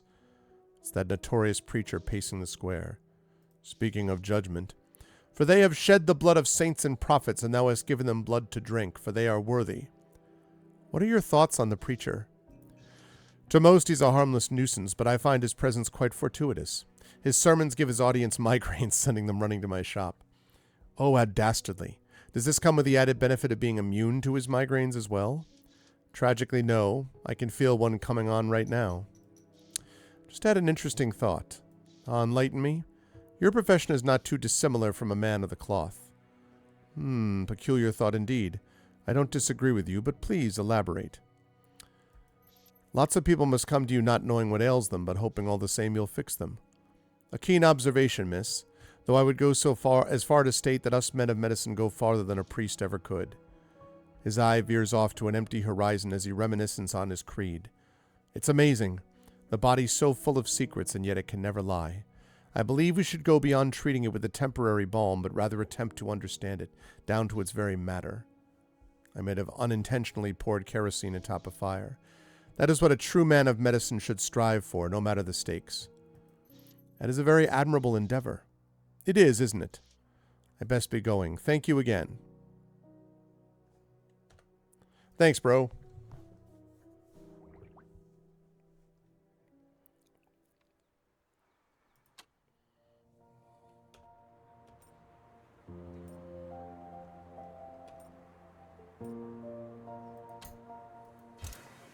Okay.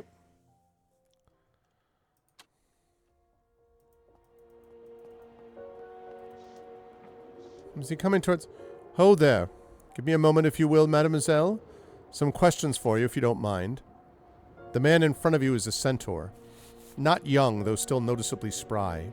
The deep lines and old scars on his face speak of a life of work, though his clothes are pristine and sharply pressed. It's said that 2/3 of London's centaurs find themselves in Scotland Yard, or else serving Queen and Country among the troops. This curious man is like a plainclothes officer. Trouble in a starched suit. Dreadfully busy today. Apologies, but I must be off. You have my assurance that this will only take a moment. I wouldn't wish to keep from your obligations. He meaningfully eyes the reticule strapped to my belt. Has he been following me since Gray's? Quite unlikely, but all the same. The pills are not illegal, though tin ribs often forget that fact when it serves them. Either way, it's best not to give them an excuse to take further interest in Madame Zora's affairs. I suppose I can spare a moment, assuming that it is but a moment, Mr. Yves Chalamet Duval, mademoiselle. Oh, I need to get more of a French accent. A pleasure to make your acquaintance. I'm careful for your understanding. I promise I won't take too much of your time. Might you have seen any strange patrons lingering in the area as of late? Stranger than usual, that is. The Rose takes the discretion of its clientele quite seriously. There are any number of things he might be after. Let's see. There was a young woman earlier, a reporter of some stripe, if I'm not mistaken. Is that so? Afraid I have no idea what business she had here. Is that right? Well, it's duly noted then. One more thing, quick as you please. Have you an opinion on this courtesan killer their papers have been covering? Only what the papers have printed. I have a bit more info than that, but I'm not inclined to list a veritable who's who of the Madame's regiment of workers to any sod off the street. Was that all? That it was, mademoiselle. My thanks for humoring an old nag. Safe passage to you. And to you, sir. Great, now the Met's likely on my tail. London just keeps on giving. All the more reason to leave this town behind and never look back. I'm outie. Outie 5000.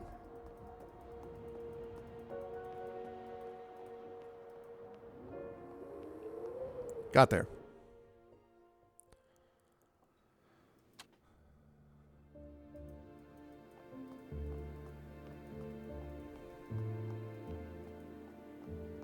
Whoa. Who are you? No. Velvet Rose first. I was tempted, but I don't want to take any chances.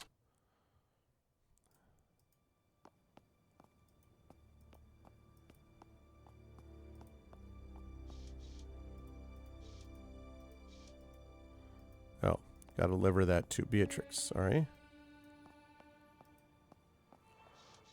There you are, Clara. Mercy's sakes you took your time. But never mind that, you have the physics right. We'll give him here. As ordered, straight from Gordon Gray's. As I hand her the proffered item, her demeanor shifts. The stress she'd thus far carried eases. She may play at being disaffected, but seems even the Rose's shining star can work herself into worry every now and then. Thanks much, Clara. I'll be sure to let the madam know they were delivered post-haste if I happen upon her first. Well, I mean, she's right here, so I... Clara, I always breathe a sigh of relief to see you safe and hale, what with all that's been going on. Did Beatrix get her parcel? The one to prevent her ending up with another little parcel? Yes. She might be somewhat nauseous for a day or two, but all will be well. Madame Zora's eyes light up at the news, and in a few moments the decades seem to evaporate from her worried face. Well, thank the heavens for that. I really must deal more strictly with ne'er-do-wells like Mr. Sykes. I'd say they both share the responsibility. A little more professionalism on Beatrix's part would not go amiss. Zora considers this carefully for a moment. No, of course you're right, but Beatrix has suffered enough on his account, I think. And who would bear the burden if she fell pregnant? Not our Mr. Sykes. I brought the candies you prefer. Perfect. The older one gets, the more one appreciates the little luxuries. Ce n'est rien. Okay. Plus 10 hope. I hope she appreciates it. Suppose I'll be off now, Madame Zora. Take good care, my dear. All right. Now I've got all four. Courtesan Killer, Fan Collector, Fisherman's Bride, and The Last of London. Okay.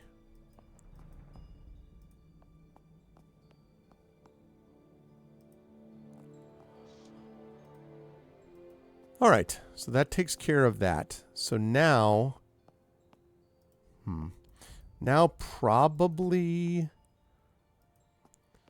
now I want to go to...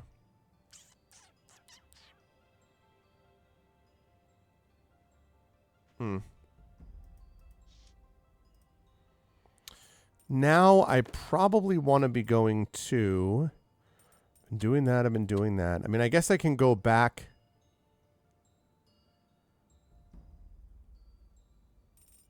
Okay, so maybe now I can go back to Felipe.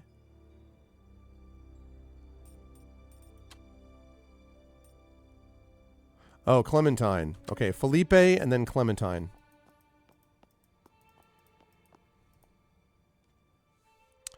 Felipe and then Clementine. I don't know if Felipe is going to still be with someone, but... And who are you? Clara, good to see you again, love. Oh, yeah.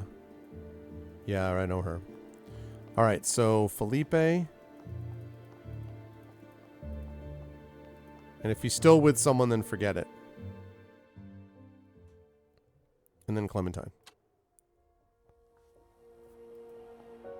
Haha, thank you. Let's see. Yeah, our boy Felipe. Right there.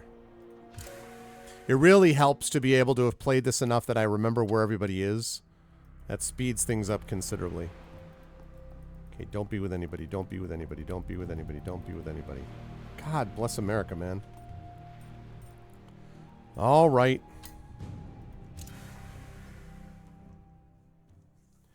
How long does it take to get rid of these people?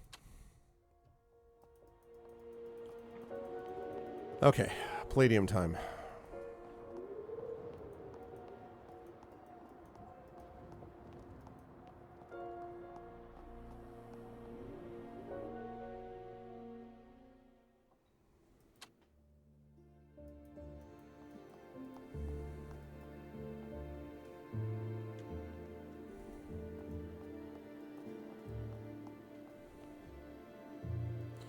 Oh, Jemmy. Jemmy Betteridge. What is Molly's hatchet man doing here at this hour? Good day, Mr. Betteridge. Ms. Reed. Is there something we're meant to discuss? Slimy bugger. Just speaking with him makes my flesh crawl. As I'm sure you're aware, several courtesans have gone missing in recent weeks. I wonder if you might have some insight. 12% chance. From way downtown! Yeah. I kind of had a feeling 12% wasn't going to work. I do not frequent brothels. It's been a pleasure as always, but I must get on. Let's have it then. I have no more to do until the performance. Good company, not exceptionally foul spirits, and the rest of our lives out in front of us, eh? Here's to London. To London town and many more to come. To London town and a fresh start far from it. That's the end of the chapter, yep. Dreamer's one who can only find his way by moonlight, and his punishment is that he sees the dawn before the rest of the world. Chapter 5 complete. It's back to our boy Teddy Redgrave. Bixby's contract was most certainly not an overgrown cane rat. Sucker Jones, one of Molly's augmented ruffians, was suffering from a vicious mutation which cost him his mind before you were forced to end his life. Molly herself may have work for you soon, and Dante's boss has a new module for Otto. Bixby said we'd have a drink to celebrate my success with Sucker Jones. Well, that's a centaur who can really hold his liquor. I'm still a titch woozy. Yeah, I love Teddy and Otto. Nonsense, we should have had one more. All right, Otto. Let's see about the rest of today's business. After you, Mr. Teddy. Intergalactic supersonic. Okay. Let's see. Otto's upgrade. And Molly's mech. Let's go to Otto's upgrade first.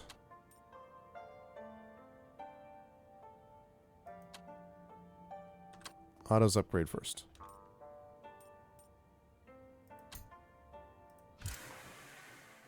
Totally. Big fan of Otto.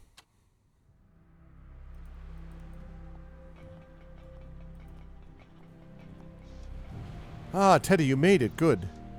No denying the man's enthusiasm. I've always got time for a fellow dwarf. A welcome sentiment. Perhaps one day new technologies will allow the different races to stop competing with each other and embrace cooperation. Imagine if dwarf men and cyclops all enjoyed the same rights and privileges. And I don't know if we'll ever see such a world, but you do paint a pretty picture. I truly believe this is the future, and that you and I will live to see it. Okay. Before I forget, I need to borrow a steam-powered long wrench, the kind of the adjustable socket. Sure, here you go. Use it in good health. You were really talking this place up earlier. Looks like just another warehouse to me. I told you my employer is big. Well, this is just one of the Arsenal's work sites. What do they take care of at this particular location? Good question, Otto. Here at the wharf, we assemble advanced machine components and parts for automatons. I'd offer to show you around, but they're running an inventory at the moment, and I don't want to get underfoot. I already know Dante's been working for, but I may as well let him gloat a little. He's clearly proud to have risen to his position. Oh, he's the big cheese running this operation. That'd be Silas Bragg, otherwise known as Lord Braxton. Being the in-the-know engineer that you are, Teddy, you must have already heard of him. I must admit I've heard the name. Arsenal devices are all over town these days. He's a cyclops of some importance both in industry and polite society. He's an undeniably brilliant inventor. On some days, I'd even call him a genius. So he struggles to connect, forgets to sleep, and always misses a button on his boots. Nonsense. Lord Braxton pays another man to do those things for him. Although, something about him gives me pause. He's working on a side project, the details of which he keeps jealously guarded, and I'm starting to think Dante's typical resolve is clearly shaken. If only Lord Braxton were more transparent with his staff. Well, I won't go into it now. You might as well see for yourself. His dirigible is moored upstairs. We can chat with him straight away. That is, if you're still keen on that upgrade for Otto. Listen, can I have a word with you about my augmentations, dwarf to dwarf? Aye, what's troubling you? Is it rust again? For tuppence, I'd bust him one in the chops. Ugh, I have to remember who my friends are. Hilarious. It's the leg. I'm having a bugger of time with it. Comfort or function? Both. Every time I adjust the gate to match my good leg, it all works fine for a day or two until I jar it some way. Nothing serious, mind. Quick stepping out of the... That's the wrong accent. Quick stepping out of the path of a carriage is enough to set it awry. Embarrassing is what it is. And I'm rolling down the sea again like an old sea dog fresh off the boat. You can't keep it calibrated properly. It may need to be rebuilt altogether. I consider a better alloy than plain steel, too. A blast! That'll be expensive. Or, I know a whaler's setting out in a fortnight. It's a 4-year tour and you'll stink of blubber the whole time, but... Enough! Next time I'll find myself a bloody magpie to ask for advice. Always one to pull my leg, that fellow dwarf. You all good then? Something else I wanted to chat about. Okay. Another issue about my augmentations. The seating in my hip sockets never fit quite right. The pain's unbearable sometimes. Let me take a gander at your harness. Seems you like to cinch it up to this notch here. Aye, it's where it's most comfortable. Well, the wee hole's all stretched in it. The strap has to be replaced. I'd suggest with a wider band and a double notch for less wear. Ah, you've a good eye. I'll have to get to that sometime. And mind you don't overdo it on the pain medicine. I've seen many a good dwarf fall down that hole.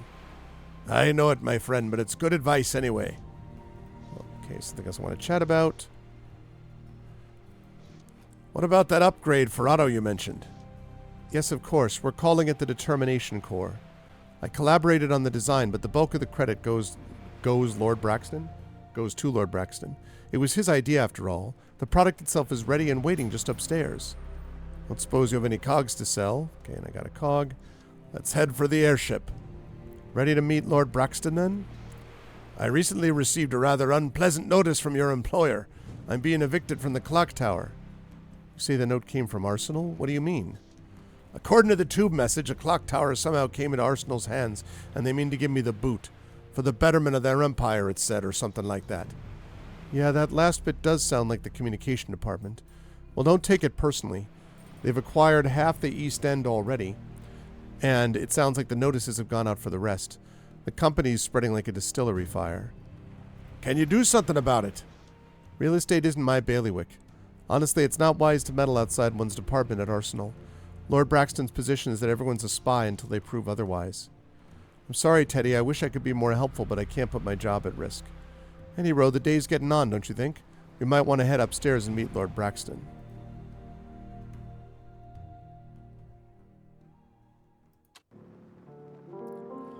Alright, here we are.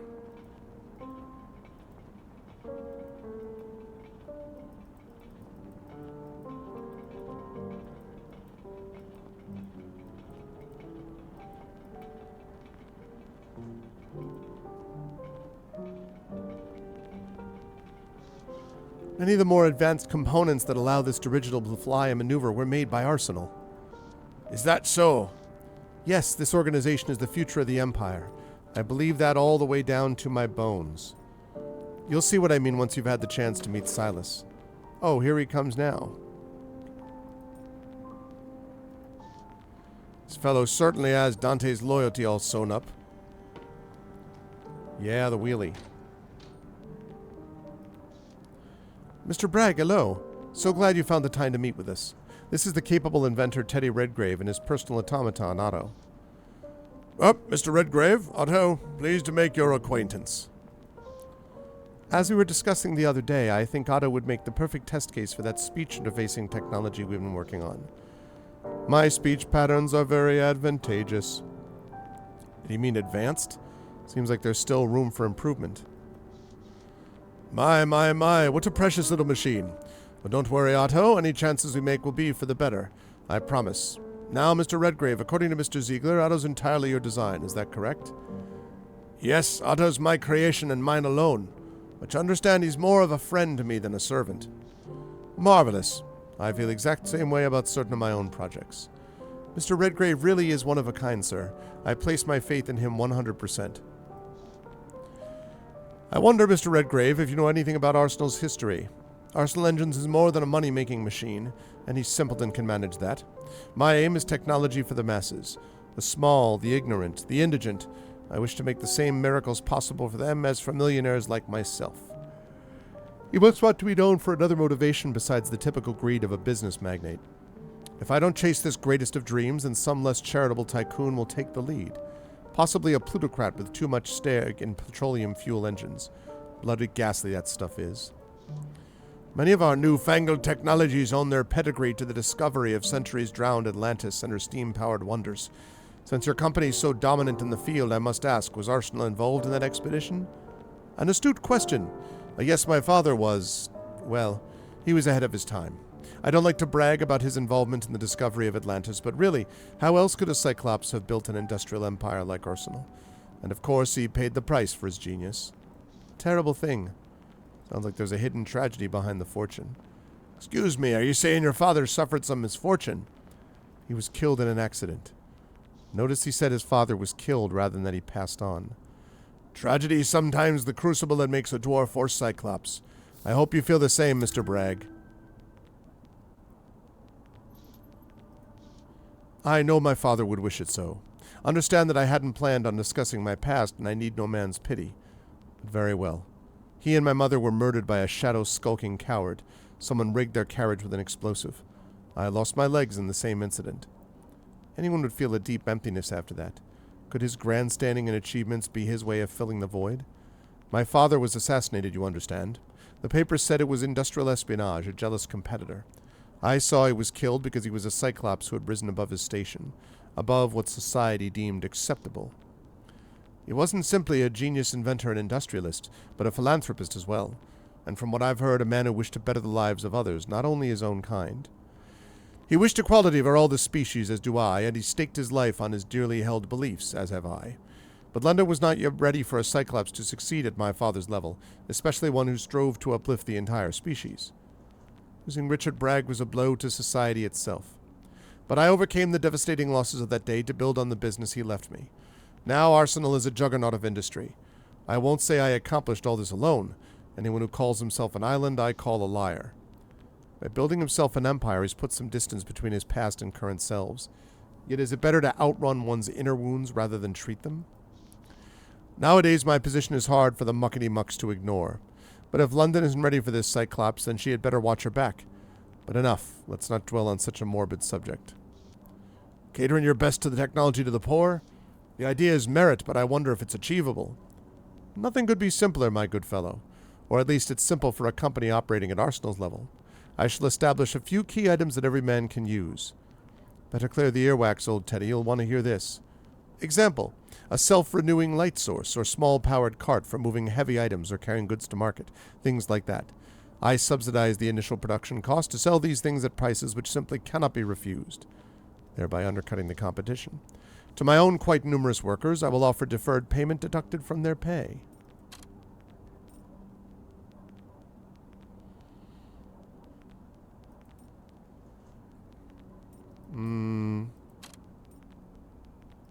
I do not have insight. That's sound business, but there's something else on my mind. Sir, I see you suffer from a paucity of operational limbs, much like myself. Is that carriage your own design? It is. I was quite proud of it at the time, but I fear I settled for too little. That is an error of judgment I do not allow myself anymore. I am designing a mechanical leg similar to your own. Well, no, it's not precisely correct. He's speaking of an uninterrupted neural feedback loop. That's right, Dante. It won't simply convey me about on my errands, but transmit the same nerve impulses as an actual leg, foot, and toes. The bold industrialist gives my own enhancements the old once-over. Your own prosthetics are quite clever, obviously better than something one could pick up at the hobby shop. But the one I'm working on will surpass the function of natural limbs. I don't doubt what this fellow can achieve with the sheer amount of capital he has to back him. Dante's piqued my interest about the module you've designed, but I haven't heard much in the way of specifics. Ah, brilliant. Please rein me in if I start to ramble, Mr. Redgrave. I can be quite verbose when it comes to such a fascinating topic. The new module you speak of is the Determination Core. I had originally conceived of a very complicated series of punch cards, but it would have been too bulky. An entire room, by my estimates. Too many punch cards. Exactly, Otto. And it would have required a separate machine to swap them out. Consolidated workflow. One machine instead of two. The determination engine is installed alongside the regular punch card reader. It facilitates sophisticated branching logic through the use of tiny juxtaposed cylinders covered in minuscule protrusions, not unlike a series of interlocking music boxes. It's a lot of delicate pieces all stored within a small device. I would need to fetch my diagrams to explain it properly, but suffice to say that once it's installed, both Otto's linguistic and decision-making abilities will be significantly increased, exponentially so, in fact. Hello, OMG. My speech patterns are very advantageous. I'd go so far as to say Otto will be the smartest automaton in London. And if you say in London, you may as well say in the world. Well, if ambitions were ducats, the Cyclops would already own the planet. In the world, yes, that is positive. Is the new module safe? The level of self-awareness is amazing for a one dwarf project. But yes, my brass friend, it's perfectly safe. With all due respect, Mr. Bragg, the sooner money changes hands, the sooner I can get to tinkering, and Otto can start employing his new faculties. I like new faculties, and I cannot lie. You other sucker MCs can't deny. Sorry. Indeed, I won't bother you with the actual costs involved with the determination engine's creation. I have no wish to make you dizzy. Dante and I consider you a partner in this venture. Because you know the ins and outs of your creation, you'll be well suited to test the working protocols of Arsenal's new device. Thank you, thank you. While you and Otto enjoy enhanced functionality, we profit from your expert observations and advice. Therefore, we only ask a deposit of £10 sterling. We shall reconvene, let's say in 6 weeks, compare notes, and if you're amenable, discuss payment in full. I don't have £10 at the moment. Judging by the look on your face, it seemed quite uncommon for a chap like you to be down to the felt. Not to worry, Redgrave. We can settle up later. I'm sure you're good for it. Take good care of it, my friend. Yours will be the first field test. If this test requires a field, then we shall have to go far outside London, Mr. Teddy. I've done my best to convey the importance of this project, Mr. Redgrave, but truly, you are part of something even bigger than what we've discussed. How's that? Oh, sometimes I feel as though my jaw is running on a separate engine to my brain. But I've enjoyed our conversation so much, I simply must tell you, in confidence, mind, in the next couple of days we will be testing the medical applications of a similar device on blooded species. That's what I thought. Then his machinations are not only for automatons, perilously interesting. But I am under contract, and more than that I cannot say. Now I bid you a good day, Mr. Redgrave. I look forward to hearing your opinion in 6 weeks' time. We'll talk soon, Teddy. Good day, Mr. Redgrave. Otto. Good day.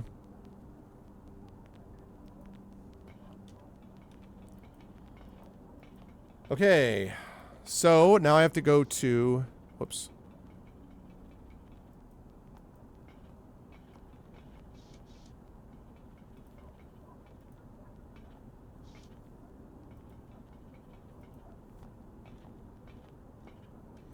Let me check these things quickly, and then I have to go to the Steam place next.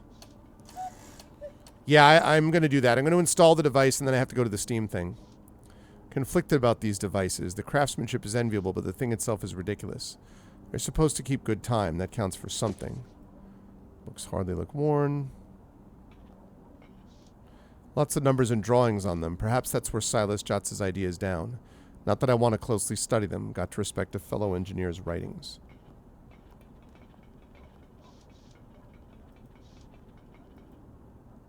Okay.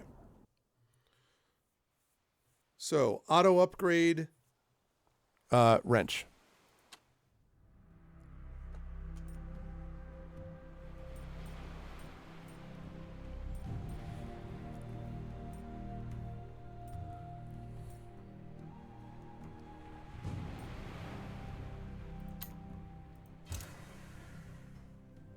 Had to remember for a minute where the heck it actually is. Okay. Upgrade.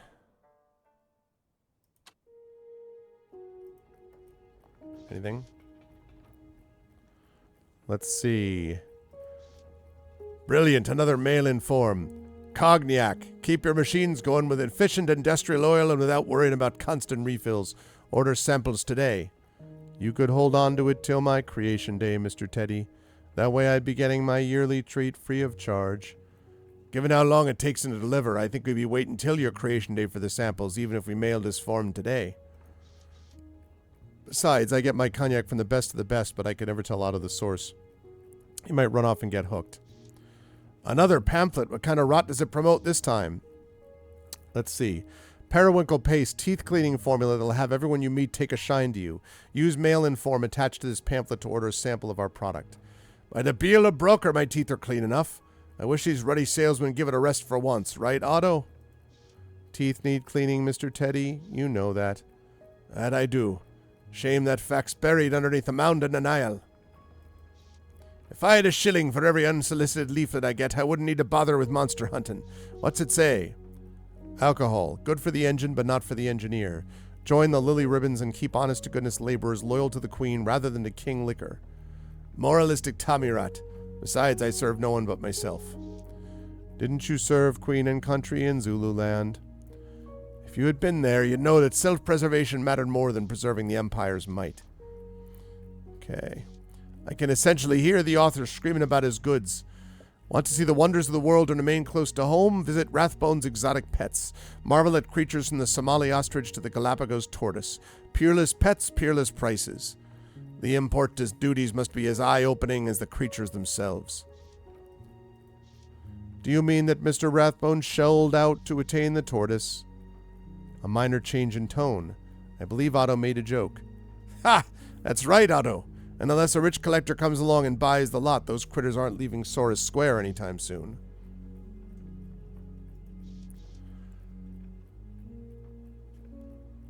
I'm looking for my dull sense of smell. Imagine going past those cages as Mr. Daly. Bold letters and exclamation marks. So much for gentle nudges.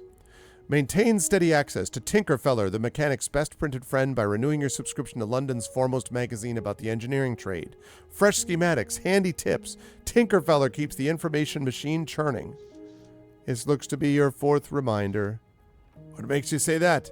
I have noticed that with every new reminder, there is an additional exclamation mark at the end of each sentence.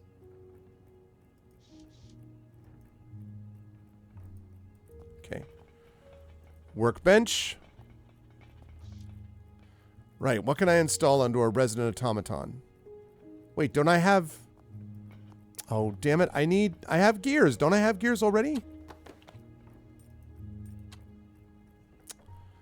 Man. Wait, what?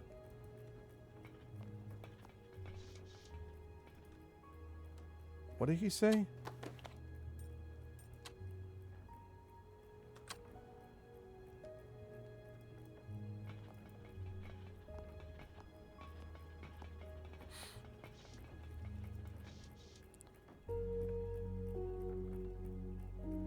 Oh, I have to attend to other tasks first?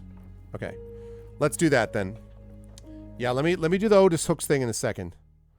Let me go take care of the Steam task first. Which is... I think the warehouse? I want to say I think the warehouse is where this is.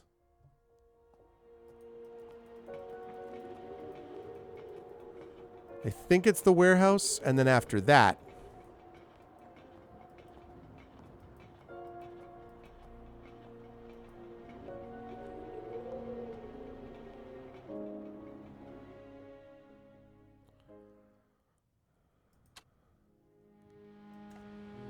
I think this is right.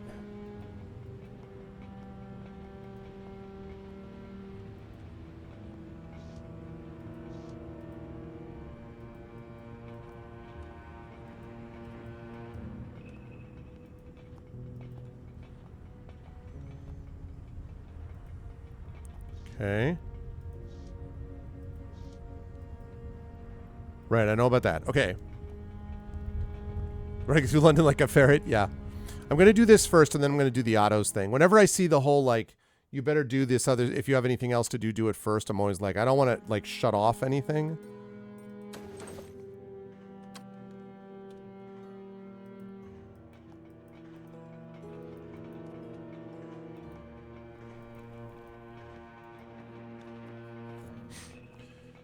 So wrench with the pump house, then go back and install auto stuff.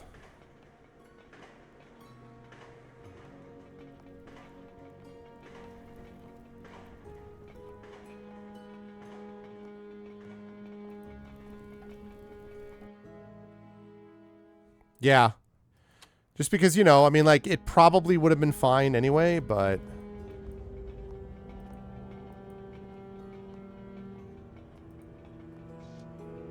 Okay, let's get the heat back.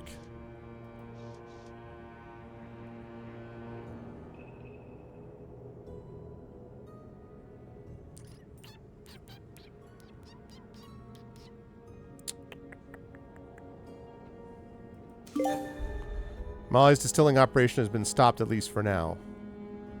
Complete the task, stolen steam. Plus 10 hope. 75 optimistic. Oh yeah.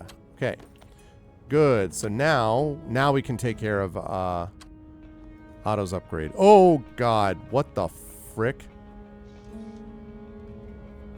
Oh, thank God it's you, Mr. Redgrave. Heard some thumping and banging back here, and I feared the worst. It's all we seem to get down here. Glad to put you at your ease. There's something I've forgotten to do in the pump house, but it's all taken care of now. Right, right. Good day to you then. Hey, Takanjia. Exactly, yes. I thought that dude was going to attack me. I was like, okay. See if I'm ready to go.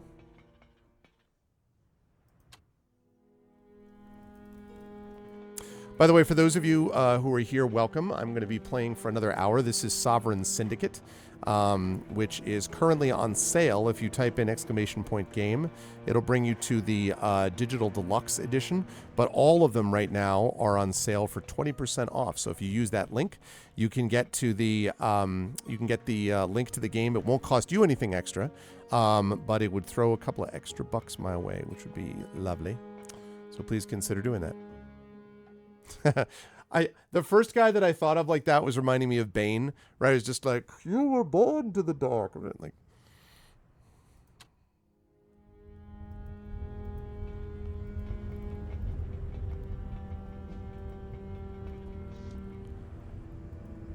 okay, so now the heat is back. The heat is back. The heat is back alone.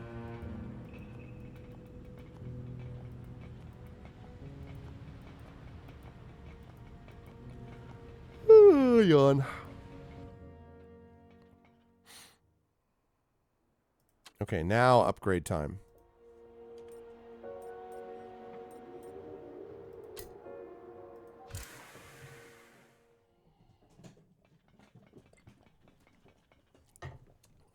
Whoa.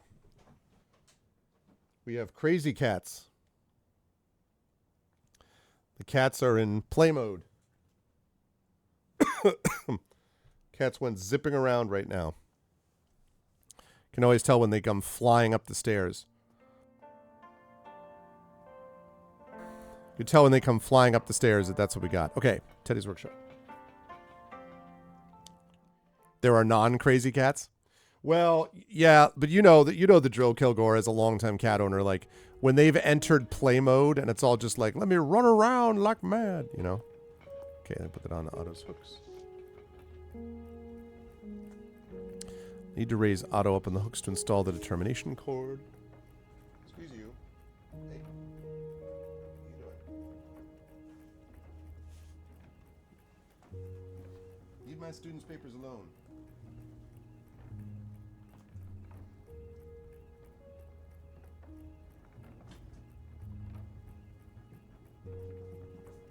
And now they go flying down the... Yep, the zoomies. Okay. Easy does it. Can't have you shatter into God knows how many pieces, or else there won't be an automaton to upgrade. I treasure your concern for me. Oh, let's check behind the panel and see what's what. Sockets need cleaning. Better take care of that first. Ah, they've been a long time coming. I have a strong sensation of cleanliness. Thanks, Mr. Teddy. Now I'll just sweep these cables aside and get to the nitty-gritty. The way Dante raved about the determination core has me well excited. I do not understand excitement. Not just yet, you don't, but in a few minutes, who knows? The moment's indeed moist with anticipation. Now I just need to seat the determination core. Brace yourself. But I don't have pain receptors, Teddy. All right, of course. Oh, chapter's over. Only 2 tragedies in life. One is not getting what one wants, and the other is getting it. Oscar Wilde. Chapter 6 complete. We're back to Clara Reed. After an unnerving run-in with a centaur, thankfully not a bobby, Beatrix has her medicine and one disaster has been averted. Your performance at the Palladium is coming up now, possibly the last you'll give in London if all goes well. But when has it ever? Time for the evening performance. Seems we've a busy house today. All the more reason to give it my all while performing on stage. Best not to keep my audience waiting. Let me save this.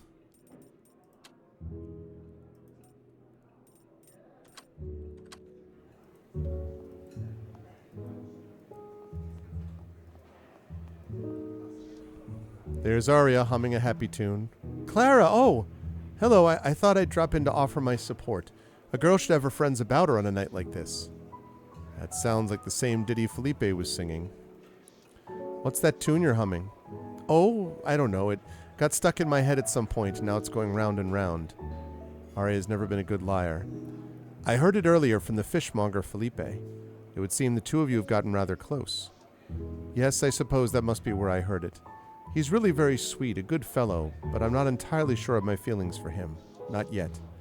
And the sweet fellow's about to propose. This could turn into a real casino.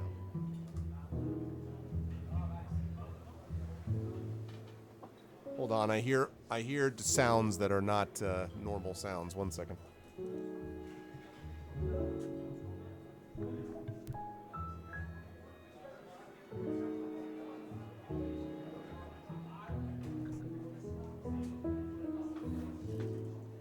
All right. It was nothing. They're fine. Everything's fine. They're fine, thanks. How are you? Okay. Some clients are better than others, certainly, and I confess I've grown fond of certain customers in the past. As a general rule, it's something I try to avoid, but never to the extent that I'd turn down payment. Let him pay for it until he makes a real commitment at least. If that's what you want, I mean. If that's what I want, there's the rub.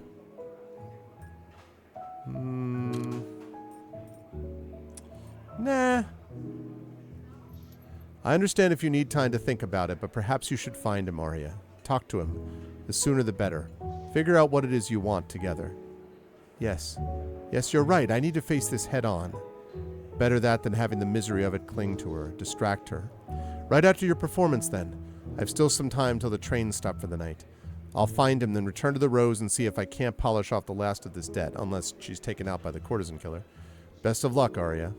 What if he's the freaking courtesan killer? But listen, that's enough about me for one night. This is your big evening. You should be focused on you. We'll talk later, okay? By the by, I'm glad you came tonight. It can be quite lonely up on the stage.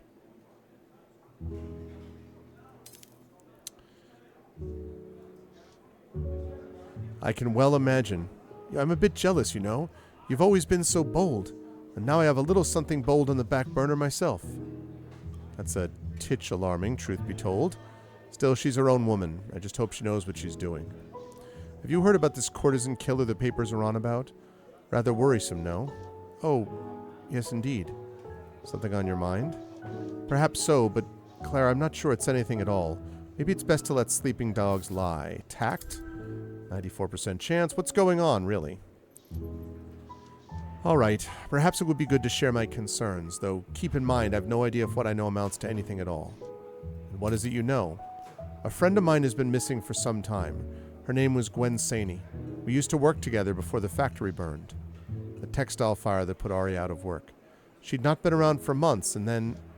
Oh dear. I found that she had washed up in the Thames. Ages ago. All that time, and no one had claimed her body. She was placed in a pauper's grave. Her family's from abroad. India originally, though Gwen was raised in Bruslavia. The nation of wolves? That's what they call it, here in England at least. Gwen's mother was a lycanthrope, though my friend never took the bite. What does this have to do with the courtesan killer? I'm not sure. I know only that her body was in a terrible state when it was found, that it had been weeks since she was killed. A long time for her body to decay. And I know that the Bobbies won't tell me anything about her. If they, like I, suspect foul play, or if they simply don't care what became of her. This is quite a lot, Arya. I know, but then again, I also know it might amount to nothing. I have only hearsay to go on. I didn't see her body myself, only learned of it after the fact. Perhaps it was simply the river that landed her in such dire straits. I'm not entirely sure, but I imagine that being left in the water a long time does vile things to a corpse. Oh, it's all so dreadful, and all I have are second-hand accounts. Perhaps it is related to the case. Do you really think? No, never mind. I want to put this from my head for now, if it's all the same to you. Seems I won't be getting any more out of her right now. Pity, I hope it's nothing serious, though I have my doubts. Yes, I'd rather like to change the subject. You've better things to think on anyway, Clara. What am I doing, talking off your ear when you've still a house to entertain? Come on now, on with the show. If you're sure, Arya. I am sure. You'll do wonderfully, I just know it. Best of luck, Clara.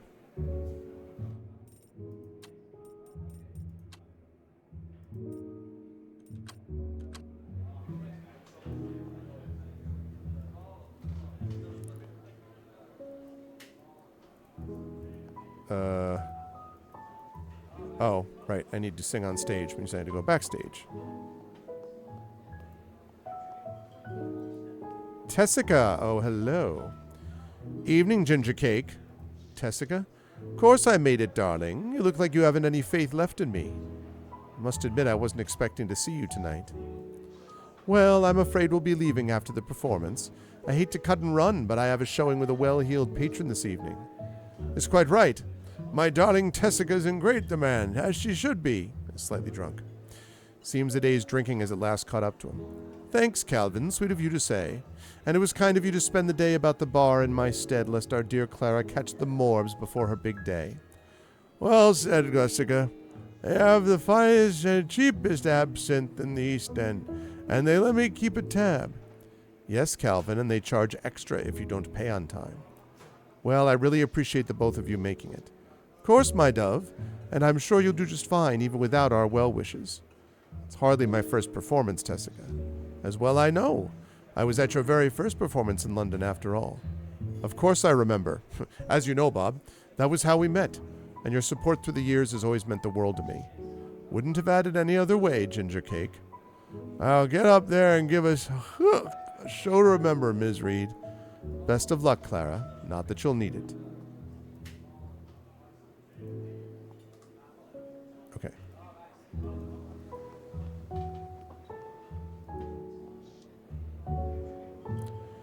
Goes to the green room in my last show in London. I must say the nostalgia's like a knife.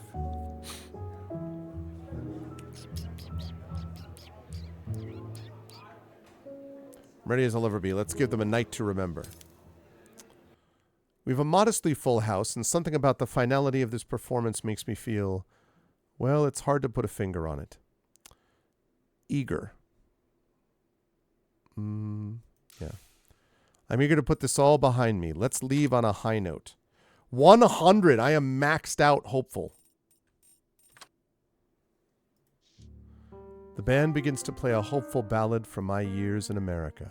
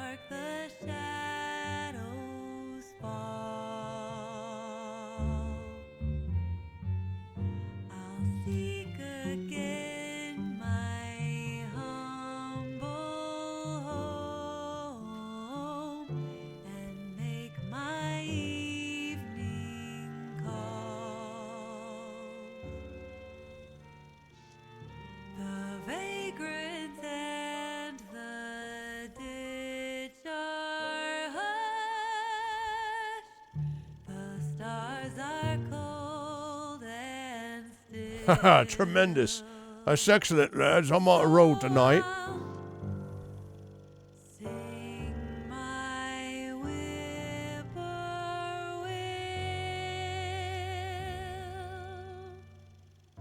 This rumbum's still in the crowd. I must keep my composure.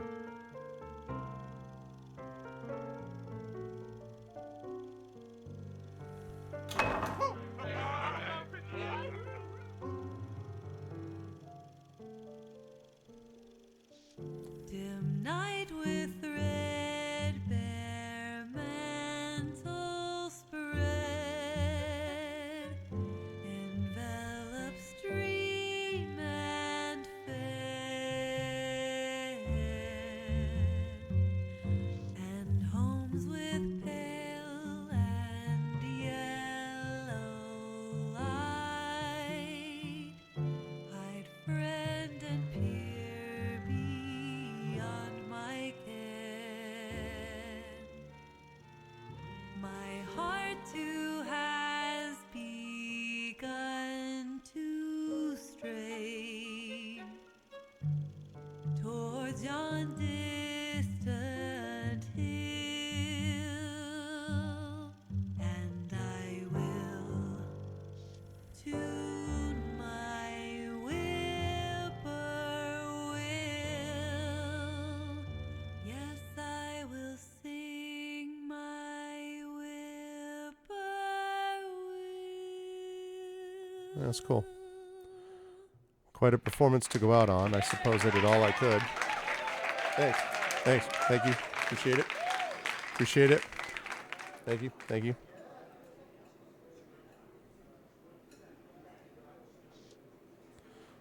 Quite the performance, Clara.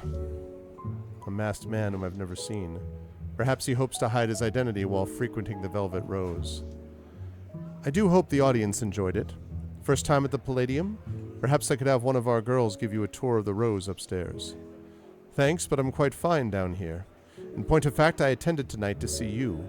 Your reputation precedes you. You've seen the posters advertising my performance? Something like that. If he's not here for a transaction at the Rose, then perhaps something unscrupulous. Certainly he did not just come to see me sing. I'm glad you liked the show, but I'm quite busy this evening and I should be getting on. Is that right? I noticed someone else this evening who seems to be quite busy as well. He gestures towards the raucous gaming tables where the burly minotaur who interrupted my performance still sits, still entirely sozzled, still adding to an already obscene pile of winnings. Shame about that interruption. Some people just don't know when to quit. That fellow does seem busy earning dosh. Perhaps he would enjoy some time at the Rose, put his earnings to a better use than a game where he could lose it all in a bad run. Not sure I catch your meaning. You'll see in due time. For now, I'll leave you to it. Best regards, Ms. Reed. In this profession, one can never tell which eccentrics are genuine secret keepers, and which merely believe themselves to be tall, dark, and mysterious. No use fretting about that man in a gaudy mask. I've enough on my mind as it is. He's right, though. That gambler's a good mark, and I should think he owes me for interrupting my show. We are indeed, Helness. Should see if I can't convince him to part with a portion of his capital. Or the entirety, if need be. It's a quick save. Quick save and a butte. So the proverb is true. The Lord loves infants and fools. This minotaur is certainly feeling his oats, and from the looks of that pile of chips, he has good reason to celebrate. I'd be a bit more forgiving if he hadn't interrupted my performance. Perhaps his winnings are enough to pay Green Street? I'll need to get a closer look, but it appears I found my mark. Should be simple enough to get him alone somewhere and swipe the tin. With any luck, I'll be able to leave London tonight exactly as planned. Let's see.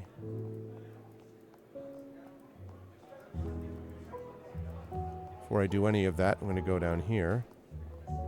Oh, not going to let me leave. All right. I was thinking I might be able to try to go and see about Ariana, but no big deal.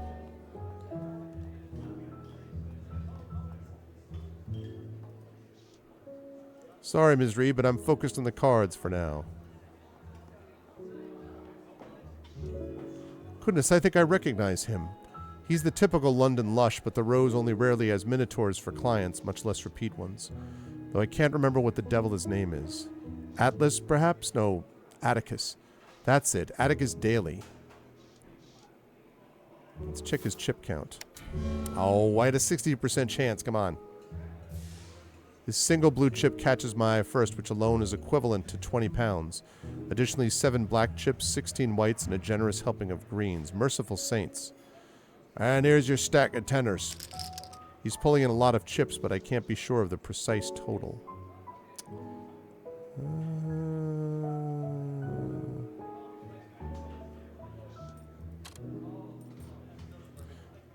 Can I estimate it?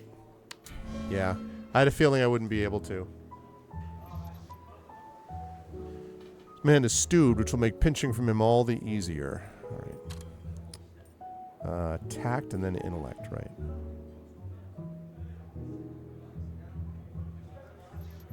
Care to swap table tips over a drink? Huh? His dumbfounded expression is one for the books. I have to bite my tongue to keep myself from laughing. Of course. I ain't the lady what's. Just tell Clementine the drink's for Clara. She knows what I like. Of course. Off you pop. I promise I won't keep you waiting long. Right, ask me out then. We can make quit while I'm ahead, or it's time for everything. Who knew a lummox like him could get so lucky? Indeed, it does seem peculiar.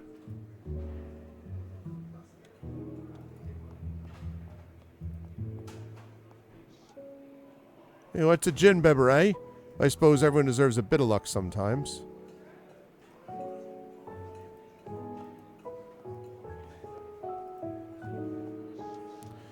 There's B slouched against the bar like it's her last friend, judging by the row of glasses. She seems to be well into her cups. Hello, B. Clara? Usually she would jibe at me almost by reflex. She must really be feeling down. Oh, did you really? 108, 47, 29 playtime. Did you play, I know you said main story.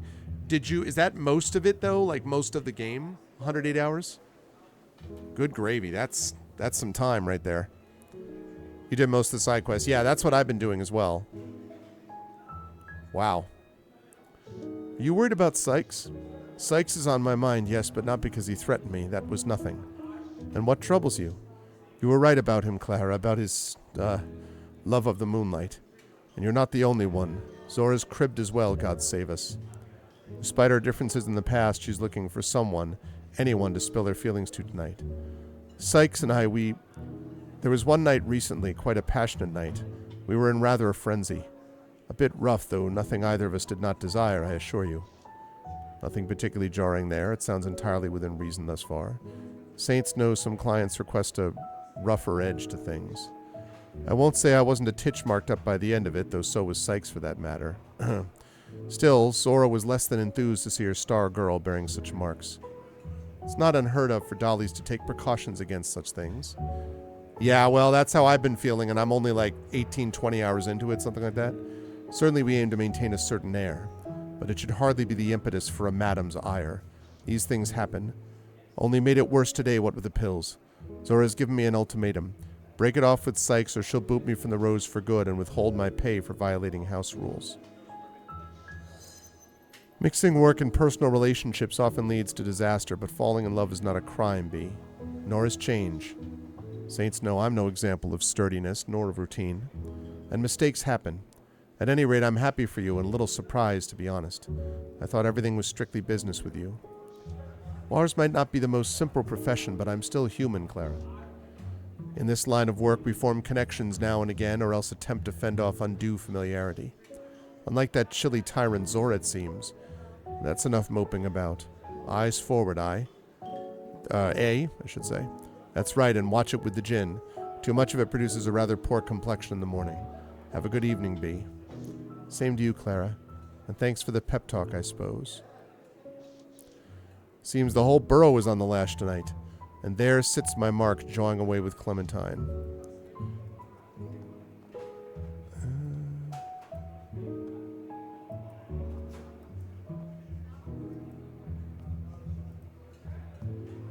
Alright, I'm just going to check this quickly.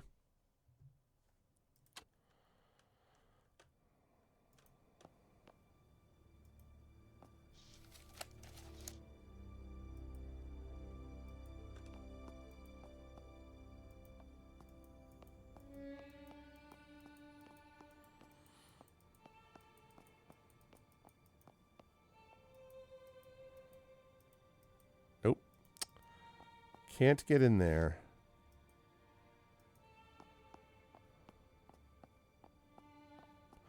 All right. It's kind of cozy. I can see that, yeah. A bottle of cider.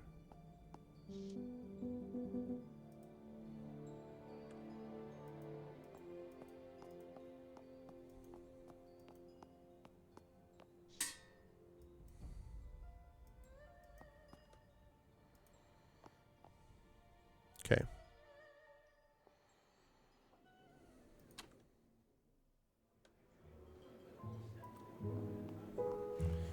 All right. Well, what decision did you make, Ariana? Fantastic work, Clara. Oh. Okay. All right. Time's come. Well then, Atticus, how did I do up there, apart from when you interrupted? He's still chatting with Clementine. I best speak clearly. He seems to have temporarily damaged his hearing with drink. Atticus Daly? Excuse me? Something wrong, Atticus? You look as if you'd never seen me before. Of course I do. We've met many times. Now we're getting somewhere. I didn't know you sang so beautifully. Thank you, Atticus. And this coming from a man who must be well versed in myriad forms of entertainment. Mary, is that your name? Oh, no. Sorry, it's, Reed Ashentus. Let's get you a drink. It's going to be even easier than I thought. Don't fash yourself. Let's have a drink upstairs instead. His eyes light up like a gas lamp. What you saying, Miss Reed? Mr. Daly, you've been to the Rose before, have you not? Perhaps you might join me somewhere more private and see where it leads us? Well, you still want that drink? I just remembered I promised you one. Probably going to be intuition, I think.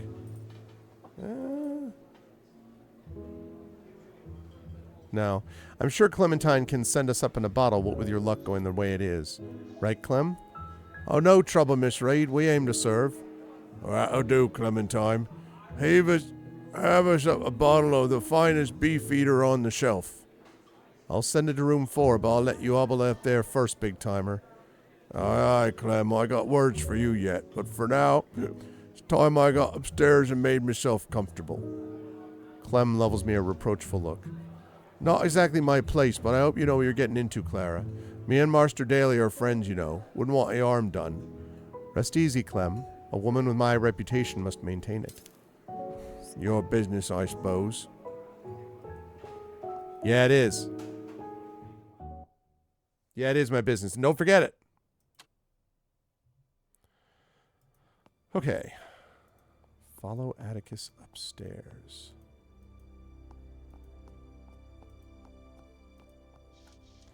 Goodness, he looks a lot more sober than he did downstairs. I suppose it's true what they say. Minotaurs really can hold their liquor. Sorry, love. Didn't mean to keep you waiting. Quite all right. My head was really spinning. I wonder if we might just chat a while. Of course, just give me a moment to get a bit more comfortable. Best to remove my weaponry before climbing into bed. Most of it, at any rate. Normally I do this out of sight of the client, but tonight is nothing if not off the cuff. My apologies, Dove. It's perfectly fine. Now then, I'll provide whatever insight I can. I hope I can put into words. There's this stubborn memory stuck way in the back of my head. And just when it seems about to finally surface, I end up here instead, back in my own ways.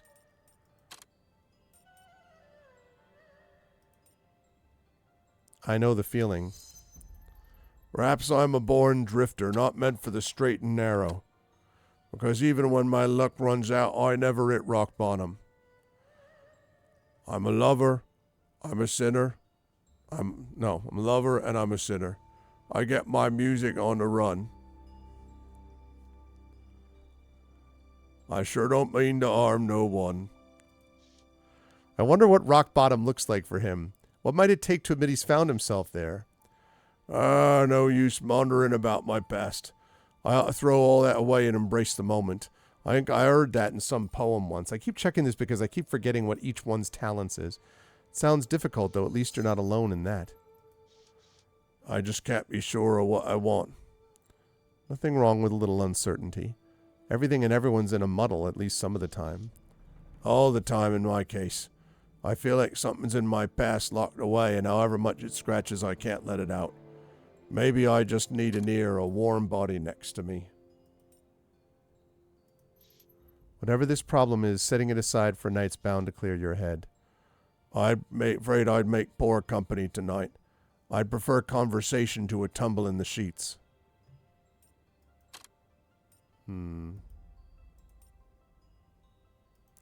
Perhaps it would surprise you just how many clients want the same. Might you indulge my curiosity?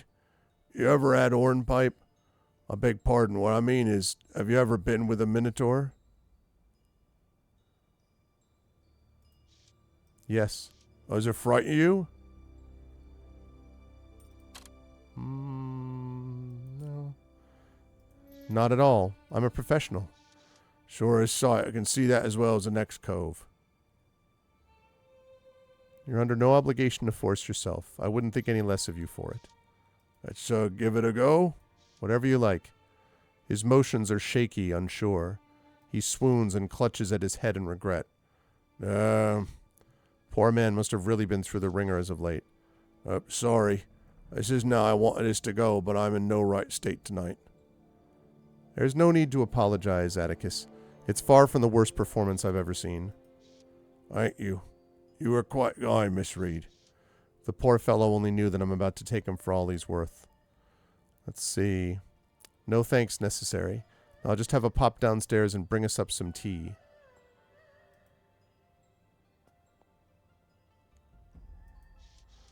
No need for the chamomile. He's already sound asleep. Poor Atticus. Easy come, easy go. Enough to pay Green Street off, though only barely. Oh, I have to go out the window? Let's be on our way. As you scramble down the aged visage of the rose, you're careful not to miss your step. Across the window ledge, a drop onto the jutting string course, and a short slide down the waterspout. Less than child's play in the proper vestments, and narrowly possible tonight.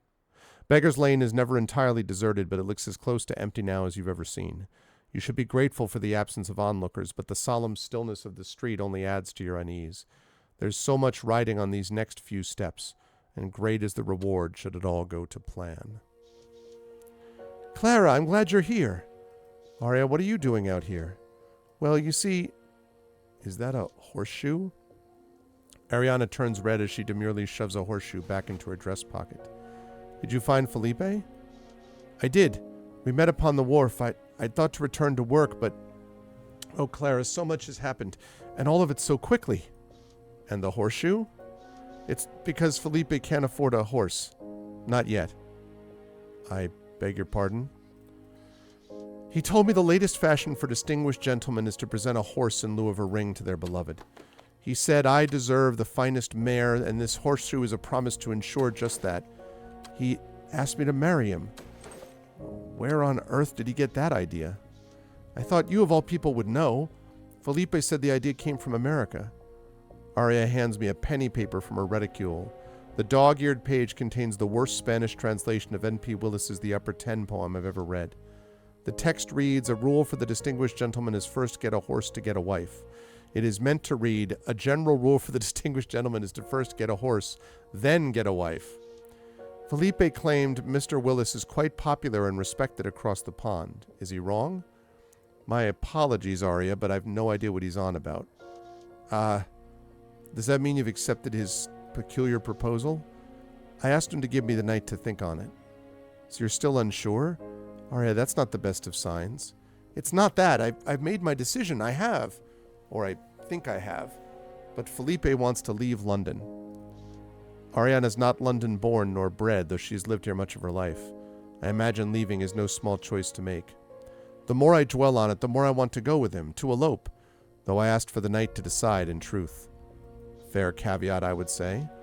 I'm trying to deal with one predicament at a time, and if I leave, at least I'll not need to make up the money I refused from Felipe. Officer Kipling cut my earlier attempt short. There were no clients when you returned to the Rose?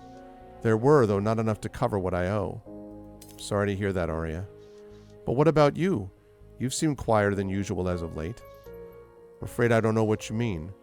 Oh, yes, of course, and suppose it would hardly be my business if you were. I'll miss you too, Arya.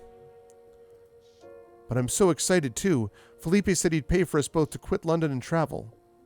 I suppose I should hope for the best. Felipe's got a good heart at least. As for the where, Felipe told me he wanted to wander for a time.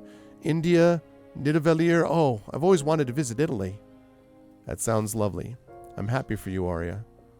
Well then, I suppose this is goodbye. No need for such sentimentality, Ariana. You'll manage, I'm sure, so long as you keep your wits about you. Right. All right, Clara, here's to a fresh start. Off she goes into the early morning hour. If nothing else, she was a reliable confidant in a city that turned its back on me many times. Let her go, wishing her the worst. Fortunately, let her go, wishing her the best is what I want. Task completed. The Fisherman's Bride. Best of luck, Arya. Okay. There we go.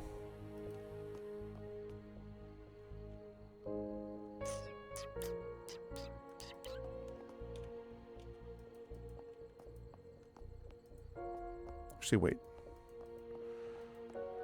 What do you have to say for yourself, Poe Pickett?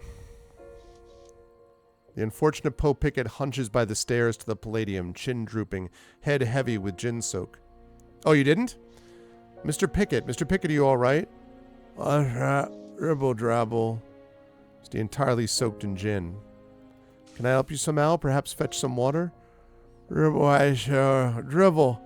Another driveling snob rat come to pick my pockets while I'm sleeping off a swiller. Well, pick 'em then, Poe Pickett ain't got no jangling tin. This isn't going anywhere for a while. See ya.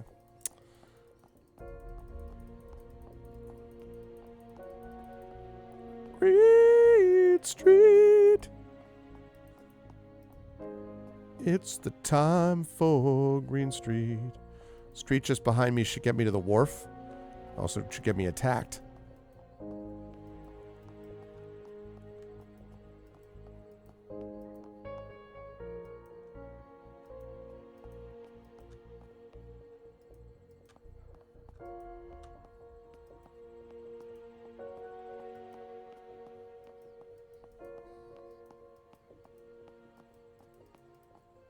Should talk about the containment fence?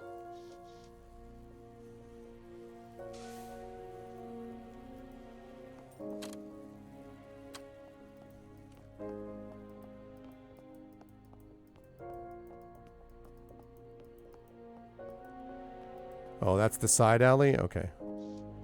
I've nearly made it. If I take that side alley to Sara Square, I can read the wharf. In my bullfrog days, we only lifted valuables, never hard capital. Being this lucky feels a bit surreal. Speaking of which, I haven't had a moment to count the money. Oh boy. The bullfrogs used to warn us not to count our pay before we were safe at home, but what's the harm in a little peek? 100, 150, 200 saints, that's a lot of money. Mighty thanks for confirming. Jemmy? Molly's right hand, the sort that doesn't care if his cleaver hits friend or foe when he starts swinging. It was stupid. Why are you staying there? Just freaking run back to Green Street. Guilty as charged. I thought my cover was blown when you started bobbing and weaving through the streets, but turns out you're a shifty vixen by nature. So he's the courtesan killer. Does Molly know her attack dog is running loose?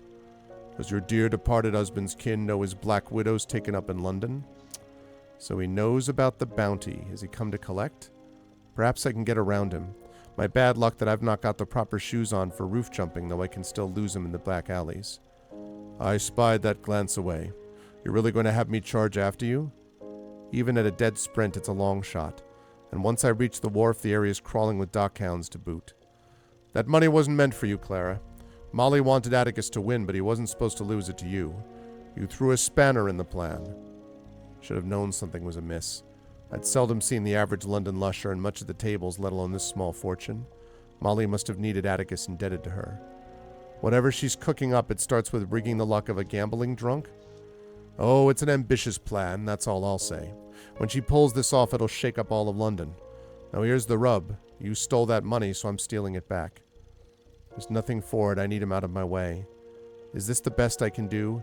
After all this, Jeremy Betteridge, this pompous prick, is to be what takes me down? Blast, if only I had my Derringer. I must have left it back at the Rose, a lapse which might now cost me everything. One last warning, Jemmy. You're off your rocker. What do you got, a hat pin in your skirts? A toothpick? Nothing on you will get through this thick hide.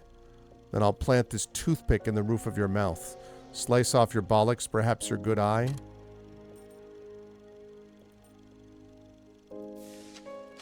I flee. Behind me I hear hoofbeats on cobblestone. Jemmy is charging, eating up the distance between us like it's nothing at all. Till he has me by the arm. He raises his cleaver. The butt swings towards me and... God damn it. Where? Jemmy, that pawn in Molly's blasted games. Awareness is slow coming, but soon enough I find myself blinking up into the caustic glare of London lamplight. I'm alone in Beggar's Lane, and of course my stolen winnings are long gone. As is my hope of departing London tonight. Perhaps I could... Could what? I'm alive at least. I can figure things out from there, as I always have. What now? It's a good thing she's not dead. Where in the world's many hells do I go from here? Fan collector and the courtesan killer. We're all in the gutter, but some of us are looking at the stars. A twee sentimentalist notion. My mistake was in believing I was above these games. I'm not. I could not even outmaneuver the simplest of Molly's schemes. Saints know I was never any good at that, which is one of the reasons why I shouldn't have been sitting there. Yeah, right, Kappa? I think that he did. But I keep my consciousness and time slips slowly by. For a time I'm content to simply sit and indulge in this wholly unearned self-pity. What now?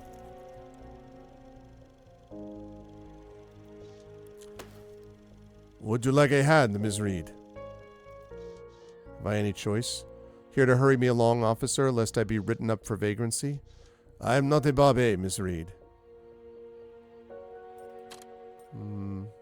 Yeah. Well, bully for you. In the interest of full disclosure, Miss Reed, I counted myself above the blue bands once.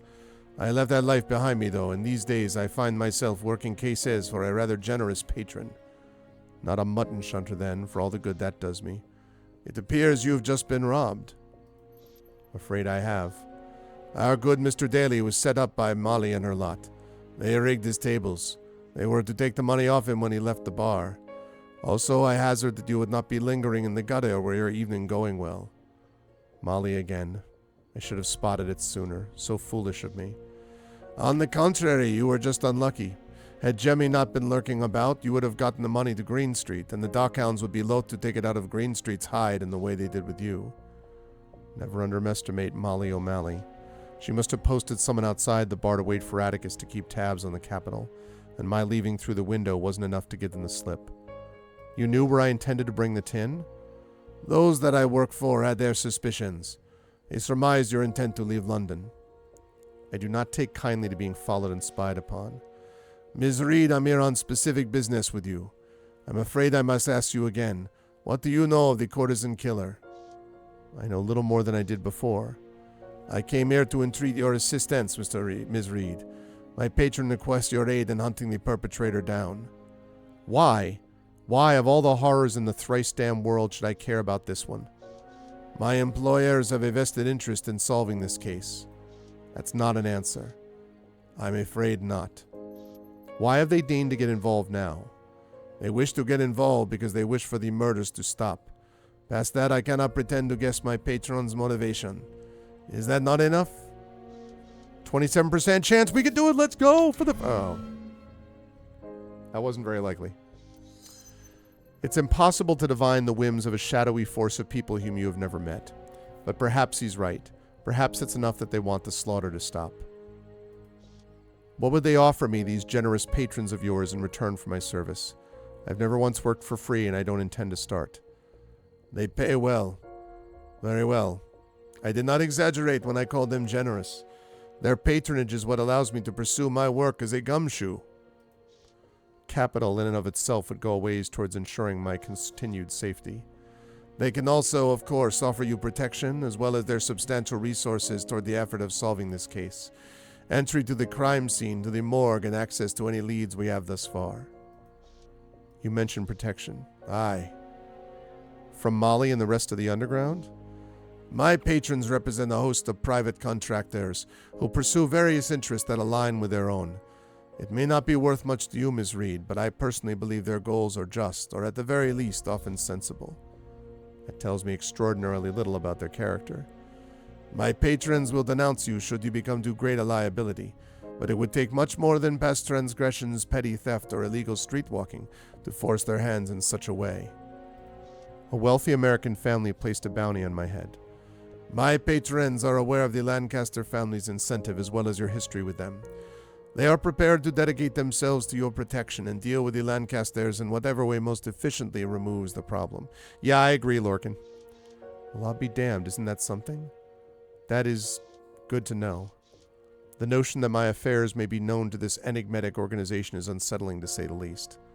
The Lancasters of Castle Rock, exactly. And then the Starks, of course. All right. All right, yes. I'll work with you to find the courtesan killer. You have my aid till the butcher is dead or jailed. Or till the great pit itself opens to swallow up the Thames. A circumstance which seems less unthinkable with every passing year.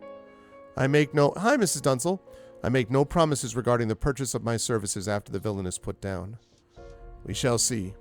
I can't make any promises either.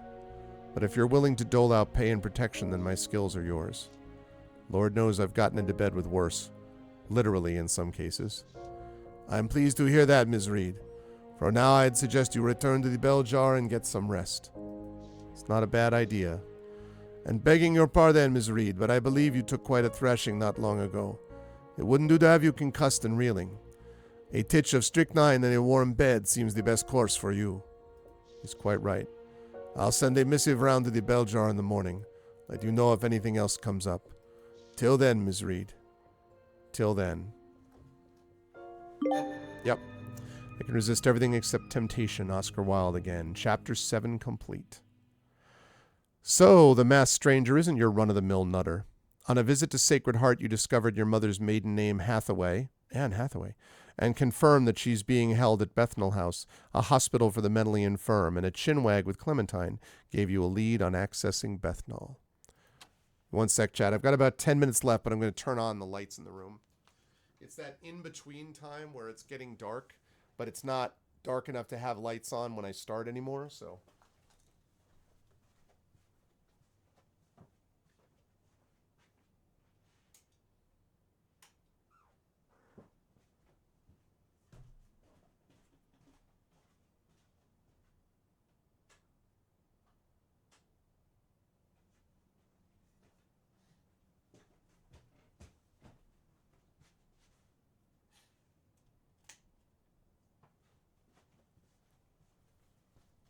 Okay. Better. When you reluctantly raise your eyelids against the leaden light of another day, you find your gaze resting upon a lump of spent candles, the formless wax tendrils a testament to long nights gone by. Next is Atticus, yeah. You took your rest, in a four-poster, and the heavy blankets grab at you like strong but gentle hands, insisting you return to sleep. The room is warm and musty but nicely decorated, with heavy drapery on all sides and beveled glass in the window to block any prying eyes from the street below. Whatever transpired between you and Ms. Reed is faded to little more than a dim dream, but your performance at the gaming tables returns with crystalline clarity. What a banger that was. Your spirits rise, and you abruptly sit up, only to find the bells of St. Clement's thundering inside your skull. But the promise of fat pockets and easy living, at least for a while, tempers the punishing hangover. With renewed purpose, you rise slowly to your feet. Yeah, well... Awake now, awake. A new day calls, and you must answer however much it chafes you. If you continue on this road of drinking and dice, well, you've seen where it ends. What in blazes that infernal racket? Sounds like someone dragging an anvil across a brick road. No, it's nothing but my hangover. But then again... Didn't I hear screams in the night, or was it a nightmare? There's a putty in my mouth like I was chewing on a juniper branch, but was it only the gin I was tipping back? No telling what mix of alcoholic concoctions went down my gullet, but at least I'm alive. Anyway, my luck has finally changed. Thanks to my brilliant turn at the tables last night, I can at last square my debts with Molly. No, what's this cursed nonsense? Where are my blasted winnings? It appears I have been hoodwinked. It's gone, all of my money. No one steals from Atticus Daily, but I better clear my head before I try to recover my wealth. Hark, is that a rumble in the pipes or that scraping noise again? This time of day, the Velvet Rose should be quiet as church. Sounds like, and it's coming, from the next room. Perhaps the thief is still in the premises. I should investigate. I'm still content, somehow. Let me save this before I go any further. Okay, let's pick up the Derringer. Is that Ms. Reed's Derringer on the bureau? She must have left in a hurry. And if she was the robber who robbed me, then this'll be some recompense. Finders keepers. Can't go wrong with a bit of firepower. Man, I should have, like, picked that up before she left. I don't even know if I had the option to, though. Oh, in here. Up. Beatrice dead. A bugger all. Here's a sight to blast even my jaded senses. The hump of a cadaver in a sprawling pool of blood. For one juddering instant, I feared that the body is Clara Reed, but no. It's someone else, and she's bathed in red, a darker red than the floor and walls. That creeping murderer who's been at large in London must have struck again, just a few steps from where I was sleeping. There's an unmistakable scent of bergamot in the air, and the furniture is in disarray. That explains that scraping noise I heard earlier. He's going to get caught, isn't he? No question, this blood-soaked body's very dead. It's Beatrix. I never spent the night with her, but I remember her face. Her beauty torn and lifted from this earth, another dolly killed in cold blood. But in their own brothel, supposedly safe haven? No one deserves to die like this. Bloody crow. If only I were a trained detective, then I'd sure get to the bottom of this terrible business with alacrity. Thank you for the follow on GeoGcom. I'll do what I can, but I can't be sure I'm the hero of this particular tragedy. This is all too much. I need to leave this place.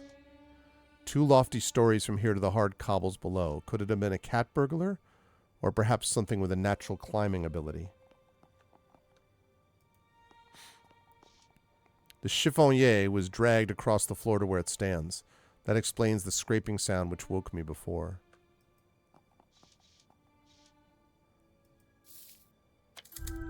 Puzzle it out, baby. Taking the whole scene into account, it strikes me that a few items were knocked over as if the result of a struggle, and the chiffonier was dragged from its usual place. Could the room's disarray have been staged for some reason? What motive would the murderer have for rearranging the decor? If I was the one responsible for this brutality, I'd be halfway to Gloucester by now.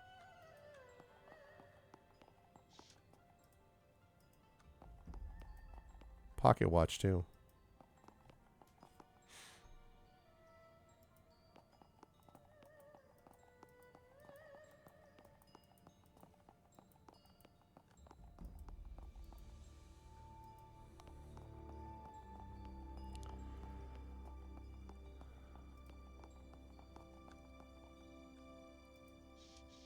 You, what are you doing slinking around up there?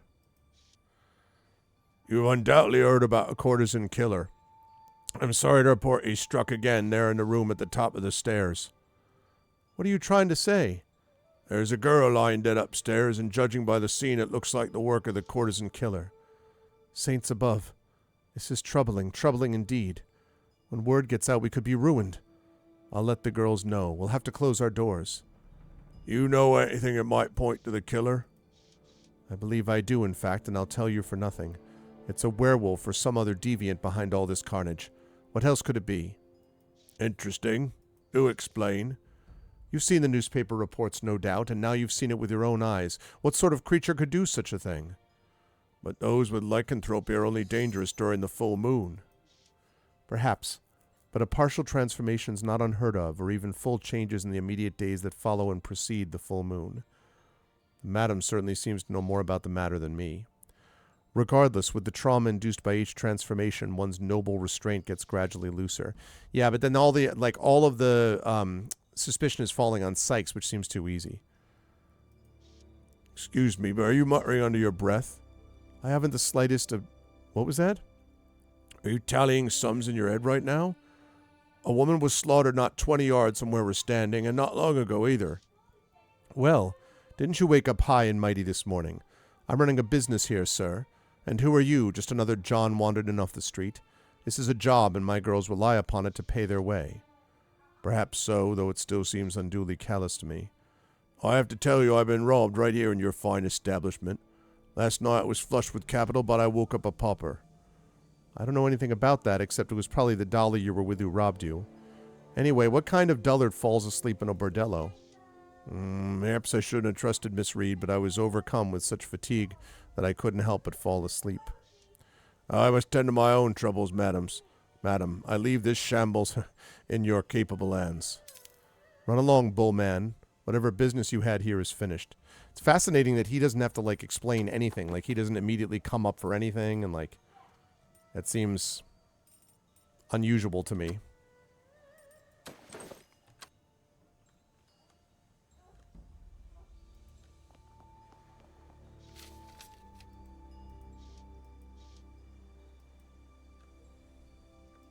Okay.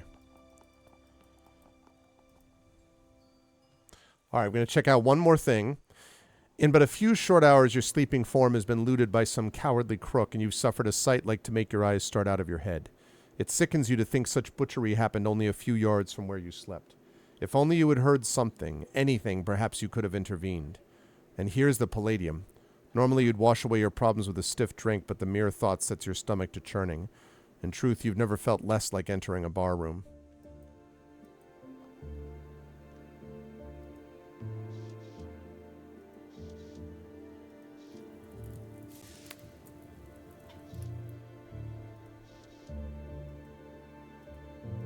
All right.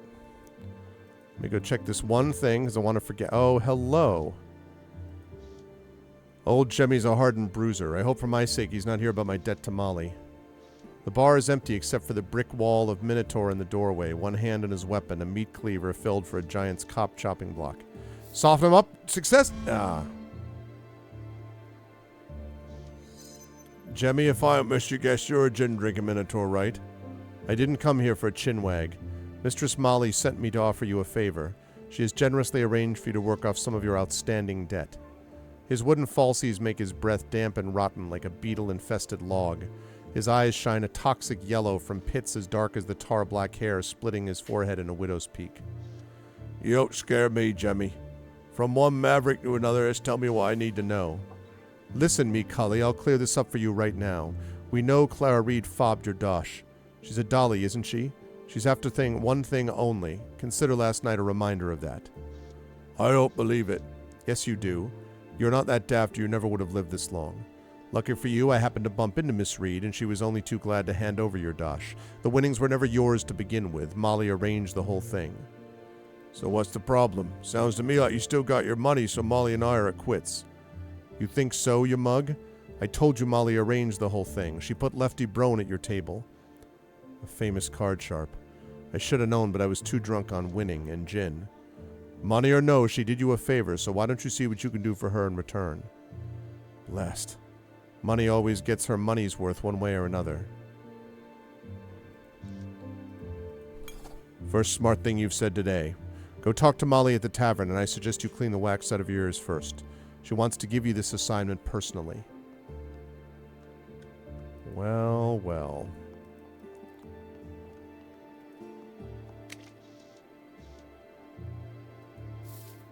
Pound? Oh, couldn't get the pound note. No, I could never stoop so low. A Minotaur must maintain subdignity. Bit of privacy to be had here. Perhaps I should cut back on the gin a little.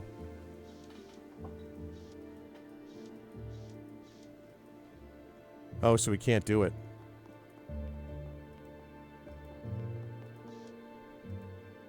All right. Okay, let's go outside. Actually, wait. Clementine first. Anything? Atticus, look at the state of you. About good old Penny. Didn't you say she was coming round? Penny couldn't make it, but I did hear from her. She said that her boss, Dr. Clancy Wainwright, knows more about the patients at Bethnal House, names and identities and such. That's the man you want, but she wasn't sure where to find him on his off day. That's what I need, more hoofing it around town. She said you might check a Nandy's shop in Sora Square. Apparently Dr. Wainwright's been consulting Nanny for a secret project. Oh, much obliged. One other thing. Listen, mate, I hate to kick a Minotaur when he's down, but you got to be on your way. Spryness? Of course, I respect you as I respect this establishment, even if I've been thoroughly put out here as of late. Quit your griping, Daly. It's unbecoming of a Minotaur. Clem, I was cleaned out. Crikey, you've a knack for getting into trouble. You at least know ran off with your readies. After my night upstairs with Clara Reed, I woke up skinned. Every last farthing I won at the tables is gone. I've no idea what it's about. Still behaving like some young pup in from the counties, then. I can't believe Miss Clara would have done it, though I've been wrong before. There's a reason gentlemen don't hang about here after hours. Well, I'm certain it was Clara Reed who robbed me. Question is why. And what's about this long-lost mother of yourn? Penny's put her job at risk asking around on your behalf. You're right. Tracking down Matilda's more important than the money. Penny and I aim to help you if you can, but like I said, can't make any promises. There's been a murder upstairs and the body's a pile of bloody carpet rags. Might be the handiwork of the courtesan killer, so-called. Thought you should know. It's got her rattled. Don't know I've ever seen Clem that way. Upstairs, right under our very noses. Who? Who was it, Atticus? It was Beatrix, I believe. Oh, bloody hell. She might have been a bit of a diva, but no one deserves to go out like that. I didn't know her well, but I would know she was quite popular around here. Aye. Killer must be bold as brass to strike in the middle of the rows. There's going to be hell to pay. Whatever she says, Clem clearly cares about the girls that work here. Blast. All I got to say is that loon better steer clear of Clementine. He tries something like this again, I'll stick a shiv so far up his guts he can pick his teeth with it. I like that. I'm having a real rough time of it. The roughest, in fact. How about a drink? Let me guess, you'd rather not pay for it? Don't get me started on the bill you ran up last night. Well, sure, it'd be prudent to watch my spending after being robbed. Ah, you mentioned that. But listen, love, I can't prop you up anymore. The days of your drinking tab are finished. It's already the stuff of legend. I warrant a drink's the last thing you need. Better get about my business. Watch out for yourself. Here's hoping I see you on better footing, Master Daly. Till next time. Okay, that's good. I'm glad that I stopped because the invention of the microphone has certainly done wonders for a classy night out.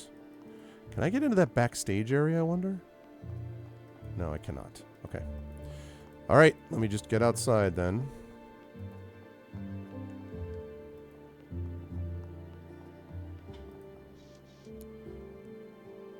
Let's go.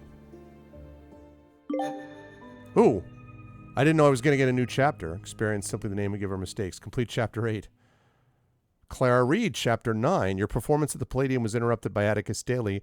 A Minotaur was in his cups as well as in the chips. After a heart-to-heart in the Velvet Rose, you relieved him of his winnings, only to lose the money after getting bushwhacked by Molly's chief goon, Jemmy. Just before dawn, Eves gave you his take on the killer's latest victim. Mahogany and cold trim trails along the wallpaper. Oh, wait. I've already read that one. Nothing like a good rest after a night of disappointment. Mr. Chalamet Duval's promised missive seems to have arrived. Did Sori slip the letter beneath my door, or perhaps one of Eve's mystery colleagues is to blame? No point putting it off, I suppose. Okay. I'll have to sorry. I didn't know that this was going to do that. I was literally going to be like, I'm going to leave and then save it. And it's like, new chapter. It's with deepest regrets and condolences I must inform you of the passing of one Beatrix Aguirre sometime after midnight last evening. Signs indicate the death is connected to the work of the courtesan killer. Respectfully, I would urge you to consider what we spoke of last night. My employers greatly desire your presence at the Rose, as well as your assistance inspecting the body. Please do not delay. My sympathies for the loss of your peer. Yours, Yves Chalamet Duval. The passing of Beatrix Aguirre, Beatrix, God's wounds. I spoke to her just last evening. No. I suppose I should be getting on with it then. I have little other choice. Okay. Let's see. Do I have... Nope. All of these are checked off. Okay. Good. All right. So we have the mystery that has built up Very interesting. I am very curious to see who this killer turns out to be. All right, and let's take a look actually and see what the achievements are. I now have 31% of those achievements, I believe. Let's see.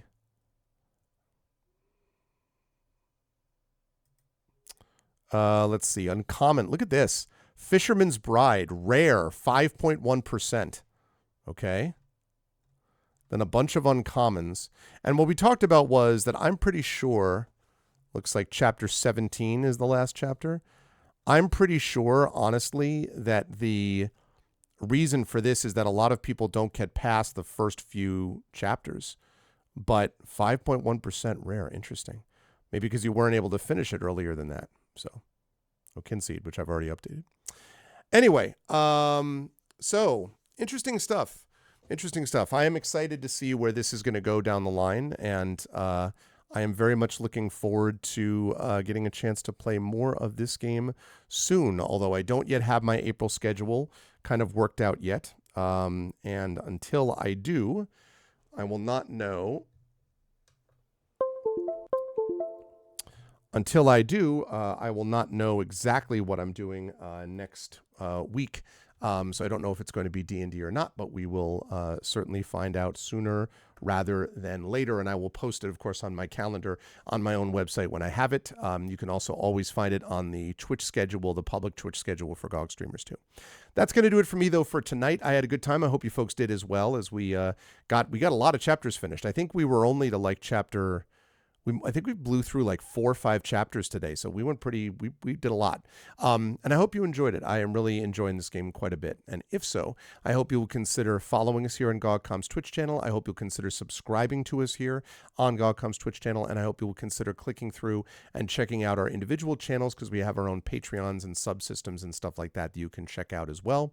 And if you're interested in this game, let me recommend you type in !game, and then you use that link. That won't cost you anything extra, but it'll throw me a couple of extra bucks if you use that link. And right now, Sovereign Syndicate is on sale. It is 20% off all of the editions. Now, I was playing the Digital Deluxe edition, but the regular edition is also 20% off. And so if you're enjoying this, and if you've been enjoying watching kind of the setup and everything, then definitely check it out and consider going over to see things for yourself. As I say, we will have a lot of next month. We will have a minimum of Talisman Adventures once and Saltmarsh, Ghosts of Saltmarsh once. I'm hoping we get maybe 2 Ghosts of Saltmarsh in next month, and then 1 of Talisman Adventures. We'll see. But in any case, and I think we have 5 Tuesdays in April, if I'm not mistaken. 1, 2, 3, 4, 5. Yeah, we have 5 Tuesdays. So we're definitely going to get some more of this game, and we'll get a good amount of tabletop role play. So it should be a good time as well. I'm going to be done now until Thursday, when I'll be back on my own channel playing the incredible Final Fantasy VII Rebirth. And then over the weekend on Saturday, I'll be doing some Expedition from the Mysterious Peaks, some amazing tabletop play of a very cool world. You should check that out. And then next week, Tuesday, I'll be back on my own channel with some cool stuff. I don't know exactly yet what it will be, but I will find out and let you know on that calendar. And then, of course, right back here, as I say, at 4 p.m. with at GOG.com's Twitch channel for Pen and Pixels and all that sort of thing. If you like what you saw, please follow us and do all that kind of good stuff. And don't forget, tonight in a few hours, Kilgore Trout will be right back here with you with some Deus Ex as well. So make sure to stop back in for that too. Otherwise, that's going to do it for me. Thank you all for being so lovely. And please be careful in the back alleys of a Victorian-style European city if you happen to leave near there, because apparently things are afoot. But otherwise, I am excited to check out more of what this game has to offer, which I'll do next month as well. Thanks, everyone. Thank you for watching 417 of Pen and Pixels, and I'll see all you folks soon. Everyone be good to each other, and have a good night.